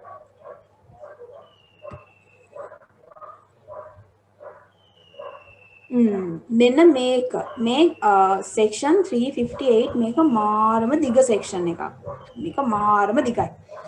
මේ මෙතන තියෙන මේ කීපයක් විතරයි. මේකේ තියෙන්නේ secured creditor කෙනෙකුට තියෙන rights මොනවද? ඒ කියන්නේ දැන් මෙහෙම හිතන්නකෝ මේක සාමාන්‍යයෙන් මම මෙතනට එන්නම්කෝ මුලින්ම. දැන් සාමාන්‍යයෙන් winding up එකකට යනකොට මේ වයින්ඩින් අප් එකකට යනකොට දැන් අපි කට්ටියට කියනවා පොලිමේ එන්න සල්ලි දෙන්න. ඒතර පොලිමේ ඉස්සරහින් ඉන්නේ secured creditorsලා. ඒ කියන්නේ එයාලා අපිට ණය දීලා තියෙන්නේ අපෙන් ඇපයක් අරගෙන. එක්ක බිල්ඩින් එකක් වෙන්න පුළුවන්, එක්ක වාහනයක් වෙන්න පුළුවන්, මොකක් හරි ඉඩමක් වෙන්න පුළුවන්. අපෙන් ඇපයක් අරගෙන තමයි කොලැටරල් එකක් අරගෙන තමයි අපිට ණය දීලා තියෙන්නේ. එතකොට අපි සල්ලි ගන්න එන්නේ කිව්වා පොලිමේ ඉස්සරහින් ඉන්නේ එයාලා. එයාලට තමයි මුලින්ම දෙන්න ඕනේ. ඊට පස්සේ තමයි අනිත් අයට දෙන්නේ. දැන් එතකොට ඒගොල්ලන්ට නිකන් අර නිකන් ස්පෙෂල් ට්‍රීට්මන්ට් එකක් හම්බ වෙනවනේ. ඒ කියන්නේ යාළුවන්ට තමයි මුලින්ම සල්ලි දෙන්නේ. ඒ වගේ ක්‍රෙඩිටර් කෙනෙකුට පුළුවන් ඕන නම් මෙන්න මේ කියන දේවල් ටිකක් කරන්න. පළවෙනි එක තමයි කියන්නේ එයාට මෙන්න මේ දේවල් එයාගේ කැමැත්තෙන් කරන්න පුළුවන්. එයාට ඕනේ නම් අනිවාර්ය නෑ. එයාට ඕනේ නම් මේ දේවල් කරන්න පුළුවන්. පළවෙනි දේ තමයි seize attach and realize issue execution against the point receiving respect to the property subject to charge when time to එයාට ඕන නම් පුළුවන් එයා සල්ලි ගන්නේ නැතුව සල්ලි ගන්න වෙන කෙනෙක්වපත් කරන්න පුළුවන්. එයාට දෙන්න තියෙන ගාණ එයා ඩිරෙක්ට්ලි ගන්නේ නැහැ. ඒ වෙනුවට වෙන කෙනෙක්වපත් කිරීමේ හැකියාව එයාට තියෙනවා. මොකද එයාට කොහොමත් සල්ලි හම්බ වෙනවනේ මුලින්ම. ඒ නිසා එයාට වෙන කෙනෙක්වපත් කරන්න පුළුවන් ඒ වෙනුවට. Value the property subject to the charge and claim in the liquidation as a secured creditor for the amount of his claim up to the value of the security as an unsecured creditor for the balance due if any. Okay. දැන් අපි හිතමුකෝ මෙහෙම හිතන්න සාමාන්‍යයෙන් ණය දෙනකොට ඔය ණයකාරයෝ හරි කපටිනේ. ණය දෙන්නේ මිලියනයයි. හැබැයි ඒගොල්ලන් ඇපේට ඉල්ලනවා මිලියන 5ක විතර දීපලක්. සාමාන්‍යයෙන් එහෙම නෙවෙන්නේ ගොඩක් වෙලාවට මිලියන 5ක විතර දීපලක් දුන්නොත් විතරයි මිනිස්සු මිලියනයක විතර මේ සල්ලි දෙන්නේ. දැන් හිතන්න ඔහොම සීන් එකක් වුණා කියලා. කම්පැනි එක බංකොලොත් වුණා. දැන් මිලියන 5ක ඉඩමක් තියෙනවා. ඒතර දැන් මම තමයි ඉඩමේ අයිතිකාරයා. ඒ කියන්නේ මට ඒක අපේට දීලා තමයි මම ණය දීලා තියෙන්නේ. ඒතර කම්පැනි එක වහලා දැම්මහම හරිනම් වෙන්න ඕනේ අර මිලියන 5 ඉඩම මට දෙන්න ඕනේ. ඒතර මට පුළුවන් ඕන නම් ඒ ඉඩම විකුණලා මිලියන 5ම අරගෙන එතනින් මාරු වෙන්න. හිතනවා දැන් මිලියනයක් ඉඩම දුන්නාට අපි හිතමු කම්පැනි එක මේ වෙනකොට මට මිලියනෙන් භාගයක් ගෙවලා කියලා කියන්නේ ලක්ෂ 5ක් නේද? ලක්ෂ 5ක් ගෙවලා කියලා හිතන්නකෝ. දැන් ලක්ෂ 10ක් නේ මිලියනයක් කියන්නේ. ඒතර මට ලක්ෂ 5ක් ඔල්රෙඩි ඒගොල්ලෝ ගෙවලා තියෙනවා. තව ලක්ෂ 5යි ගෙවන්න තියෙන්නේ.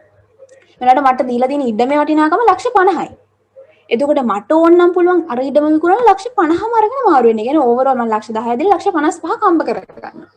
එහෙම නැත්තම් අර පින් පිනිස අර හිත හදාගෙන කමන්නේ හැමෝම පවුනේ අර පොලිමේ ගොඩක් අය ඉන්නවනේ අපිත් ඒගොල්ලන්ට chance එකක් දෙමු කියලා ඕන්නම් අර ඉතුරු ලක්ෂ 5 විතරක් අරගෙන කමන්නේ ලක්ෂ 50 ඊටම විකුණන්න මට ලක්ෂ 5ක් විතරක් දෙන්න මට 5ක් already හම්බුණා කියලා ඕන්නම් එයාට ඒ 5 අරගෙන යන්න පුළුවන් ඒක කරන්න යාට අයිතිය තියෙනවා කරන එක නැති එක යාගේ වැඩක් යාට අයිතිය තියෙනවා අන්තිමක තමයි surrender the charge to the liquidator for the general benefit of the creditors ඒ කියන්නේ අර පින් අතේකෙත් හොඳ මේක. එයා නිකන් මට සල්ලි එපා ඔයාලා තියාගන්න කමන්නේ මට තේරෙනානේ ඔයාලගේ දුකානෙත් අර දීලා දාන්න ඕක විදිහ මට තව ගොඩක් සල්ලි තියෙනවා කමන්නේ. එහෙම කියලා නිකන් පින් අතේ හොඳ මේක එයා දීලා යනවා යන්නේ. සම්පූර්ණ ඔක්කොම ටික කපලා දාලා එයාට ඕනම් පැත්තකට වෙලා බලාගෙන ඉන්න පුළුවන්. නිකන් දෙන්න හැමෝටම දෙන්න කීයක් හරි ඉතුරු වුණොත් මට කීයක් හරි කමන්නේ එහෙම උනොත් දීලා දාන්න. අවුලක් නෑ මට ඕකෙන් ලැබුණත් එක නොලැබුණත් එකයි. අර එහෙම වෙන්නත් පුළුවන්. ඒක සෙක්වර්ඩ් ක්‍රෙඩිට් එකේ කැමැත්ත. ඒක අනිවාර්ය නෑ. යා එහෙම කරන්න ඕනේ කියලා එකක් නෑ. යාට ඕනේ නම් එහෙම කරලා පැත්තකට වෙලා අත පිහද ගන්න පුළුවන්. ඒතකොට ඒවා මේ ඩියුටිස් ඕකේ තව ගොඩාක් තියෙනවා. මට මතක විදිහට සෑහෙන ගොඩක් තියෙනවා. මේකෙ මේ 3යි දාලා තියෙන්නේ මං හිතන්නේ. අවුලක් නැති ස්ලයිඩ්ස් වල මේ 3 විතරනේ තියෙන්නේ. ඒ 3 විතරක් බලවම ඇති කියලා මං හිතනවා. මට හරියට මේක ෂුවර් කරන්න නම් අමාරුයි. ඊළඟට මේ තියෙන පොලිම. පොලිමේ මෙන්න මේගොල්ලෝ තමයි ඉන්නේ.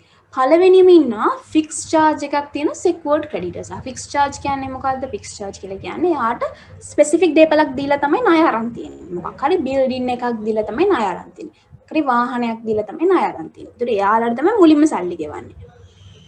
ඊළඟට ගෙවනවා වයින්ඩින් අප් කොස්ට් එක. කොස්ට් එකක් යනවානේ වයින්ඩ් අප් කරන්න. ඒ කියන්නේ මොකක් හරි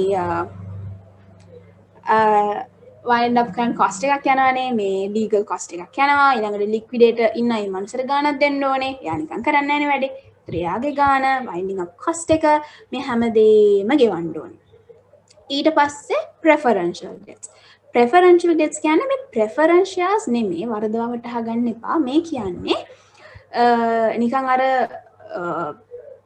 shareholdersලා creditorsලා නෙමෙයි බාහිර පාර්ශවයන්ට තියෙන වගකීම් වගේ නිකන් දැන් employeesලාගේ ඒගොල්ලන්ගේ salaries.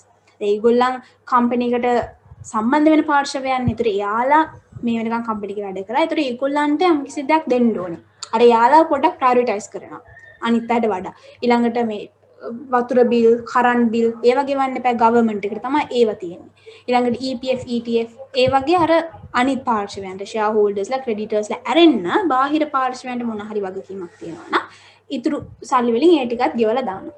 තවත් ඉතුරු වුණොත් ඒකෙන් ගෙවනවා floating charges වලට ණය දීලා තියෙන කට්ටිය මම මේ fixed charges and floating charges කරන්න records and charges lesson එකේදී මම හිතන්නේ මම ඒක කරන්න දාගෙන ඉන්නවා මම හිතන්නේ 6 වෙනිදාද කොහෙද යා මම 6 වෙනිදා කරන්නේ articles of association and records and charges මම හිතන්නේ මම එදාට හරියටම කියලා දෙන්නම් කොහොමද floating charges and fixed charges හොයන්නේ කියලා දැනට ඔළුවට දාගන්න floating charge එකකට ණය දීලා තියෙන creditors ලා ඉන්නවා නම් එයාලට ඊළඟට කීයක් හරි ඉතුරු වුණොත් තමයි දෙන්නේ ඊටත් පස්සේ ඉන්නවා unsecured creditors. unsecured creditors කියන්නේ නිකන් ඔය මේ trade payables වගේ. දැන් හිතන්නකෝ මේ මම මොකක් හරි කම්පැනි එකක් කරනවා. ඒතර මම මගේ ගැනුම්කාරයාගෙන් බඩු ටික අරගෙන විකුණලා හිතන්නකෝ මාසෙකට පස්සේ තමයි අර ගැනුම්කාරයාට මම සල්ලි දෙන්නේ. ඒතර එයා secured creditor කෙනෙක් නෙමෙයි එයා unsecured. ඒ වගේ වෙලාවකදී වෙන්නේ මෙතනදී ළමයි මට තප්පර දෙකක් දෙන්න.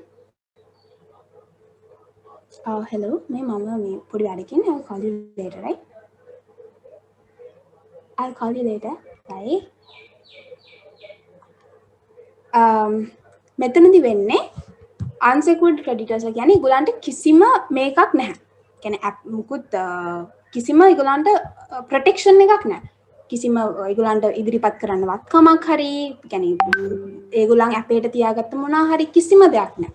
ඒගොල්ලන් නිකම්ම creditorsලා විතරයි. එතකොට තව කීයක් හරි ඉතුරුනොත් එයාලට දීලා දානවා. That's due to members as members. ඒ කියන්නේ shareholder කෙනෙක් විතර ණය දීලා තිබ්බොත් එහෙම. ඒ කියන්නේ එයා ණයකාරයෙක් නෙමෙයි. එයා shareholder කෙනෙක් වෙනවා. එයා shareholder කෙනෙක් විදිහට ණයක් දෙනවා. එතකොට ඒගොල්ලන්ටත් ගෙවන්නේ ඊට පස්සේ. ඒ කියන්නේ අර ඉන්න සාමාන්‍ය purchasers ලට ඒ trade payables එකත් ගෙවුවට පස්සේ තමයි ඒගොල්ලන්ට ගෙවන්නේ. ඊට පස්සේ කරන්නේ shareholders ලගේ initial investment එක තියෙනවානේ nominal value එක ඒක ගෙවලා දානවා. තවත් කීයක් හරි ඉතුරු වුණොත් ෂෙයා හෝල්ඩර්ස්ලට ඒ ටික බෙදලා දාන්න. ඔය ඔක්කොම ටික ගෙවුවට පස්සේ හිතන්නකෝ මිලියන 2ක් ඉතුරු වුණා කියලා. ඒ දෙක නිකන් අර ප්‍රොෆිට් එකක් වගේ ෂෙයා හෝල්ඩර්ස්ලට. ඒ කියන්නේ ඒගොල්ලන් කම්පැනි එකට ඔරිජිනලි දීපු ගාණත් ඒගොල්ලන්ට හම්බ වුණා. තව කීයක් හරි වැඩිපුර හම්බ වෙනවා. මතක තියාගන්න මේක ගෙවනකොට සමහරක් වෙලාවට ආටිකල්ස් යූස් කරනවා. ආටිකල්ස් කියන්නේ සමහරකට ආටිකල්ස් වල අපි හිතමුකෝ තියනවා කියන මොකක් හරි ෂෙයා හෝල්ඩර්ස්ලට කම්පැනි එක වයින්ඩ් අප් එකකට ගියාම බෙදලා දෙන්න ඕන විදිහක් මොකක් හරි තියනවා කියලා හිතන්නකෝ. ස්පෙસિෆිකලි මෙන්ෂන් කරලා මෙහෙම ෂෙයාර්ස් 10%කට වඩා තියෙන අයට මෙච්චර දෙනවා 5%කට වඩා තියෙන අයට මෙච්චර දෙනවා. අර ඒ වගේ මොකක් හරි උදාහරණයක් හිතන්නකෝ. එහෙම වුණොත් ඒ විදිහට බෙදලා දෙනවා. එහෙම නැත්නම් හිතන්නකෝ ෂෙයා හෝල්ඩර්ස්ලයි කම්පැනි එකයි අතර මොකක් හරි ඇග්‍රීමන්ට් එකක් තියෙනවා කියලා හිතන්නකෝ. ඒ කියන්නේ ෂෙයා හෝල්ඩර් එයා කම්පැනි එක දැන් හිතන්නකෝ මෙහෙම සාමාන්‍ය මිනිස්සු නෙමෙයි. හිතන්නකෝ කවුරු හරි වෙන්චර් කැපිටලිස්ට් කෙනෙක් හරි. එහෙම නැත්නම් කවුරු හරි ඔය මොකක් හරි ඔය නිකන් යුනිට් ට්‍රස්ට් එකක් හරි. මොකක් හරි අර ඒ වගේ කියන්නේ සාමාන්‍ය ඉන්වෙස්ටර් කෙනෙක් නෙමෙයි. කවුරු ඉන්ස්ටිටියුෂනල් ඉන්වෙස්ටර් කෙනෙක් කියලා හිතන්නකෝ. එයා කම්පැනි එකත් එක්ක එයා කම්පැනි එකේ ෂෙයාර්ස් ගන්නකොට එයා කම්පැනි එකත් එක්ක ඇති කරගන්නවා කිවිසුමක්. කම්පැනි එක වයින්ඩින් අප් එකකට ගියොත් එහෙම අනිත් මිනිස්සුන්ට ගෙවන්නේ රුපියල ගානේ නම් මට ඊට වඩා 50ක් වැඩිපුර ගෙවන්න ඕනේ. කියන්නේ මට 1.50 ගානේ ගෙවන්න ඕනේ එක ෂෙයා එකකට. සාමාන්‍ය ඉන්වෙස්ටර් කෙනෙකුට සාමාන්‍ය ෂෙයා හෝල්ඩර් කෙනෙකුට රුපියල ගානේ ගෙවනවා නම්. ඒ වගේ ඇග්‍රීමන්ට් එකකට ගියා කියලා හිතන්නකෝ. එතකොට එයාට සල්ලි දෙන්න ඕනේ අර විදිහට. ඒ ඇග්‍රීමන්ට් එකේ තියෙන විදිහට. හිතන්නකෝ මුකුත් නැහැ. ආටිකල්ස් වල මුකුත් කියලාත් නැහැ. එහෙම කිසිම ඇග්‍රීමන්ට් එකකුත් නැහැ. එහෙම වුණොත් සාමාන්‍ය විදිහට සමානව හැමෝටම එක ෂෙයා එකකට රුපියල් 2 ගානේ කියලා දාන. ඒතර එක ෂෙයා එකකට රුපියල් 2 ගානේ හැමෝටම බෙදලා දෙනවා. ඒතර තමන්ගේ තියෙන ෂෙයාර්ස් ගාන අනුව තමන්ට ලැබෙන ගාන තීරණය වෙනවා. එහෙම තමයි ඒක වෙන්නේ. මෙතනින් මේ ලෙසන් එක ඉවරයි. ඔයගලන්ට මොනවා හරි අහන්න තියෙනවා නම් අහන්න. මට තේරෙනවා මම ටිකක් ස්පීඩ් කරා. ඒකට හේතුව තමයි මම එහෙම කරලත් මම මේක පැයයි විනාඩි 45ක් කරලා තියෙනවා. ඒක මම ටිකක් වැඩිපුර වෙලා මම මේ ලෙසන් එක කරා. මේ මම තව ස්ලෝ කරා නම් මම මේක පැය 2කමාරක් 3ක් කරන්න තිබ්බ ඔයගලන්ටත් එපා වෙනවා. ඒ නිසා තමයි මම චුට්ටක් ස්පීඩ් කරේ. මොනවා හරි තියෙනවා නම් දැන් අහන්න එක අවුලක් නැහැ. මම කියලා දෙන්නම්. අර මේ ලාස් ස්ලයිඩ් එකේ මේ ඩෙට්ස් අර පොඩ්ඩක් දාන්න ලාස් ස්ලයිඩ් එක. Yeah. Debts due to members as members කියලා කියන්නේ members කියලා කියන්නේ shareholdersලාද නැත්නම් කවුරු හරි ඉන්නවද? නෑ shareholders. ඒ කියන්නේ shareholdersලා විදිහට ඉඳගෙන මොන හරි ණයක් දීලා තියනවා නම් ණය දුන්නා. ඒ වගේ වෙලා. හරි.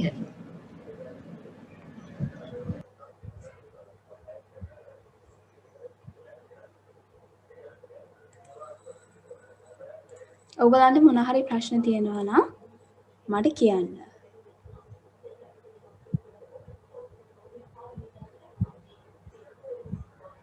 Recording stopped. Yes.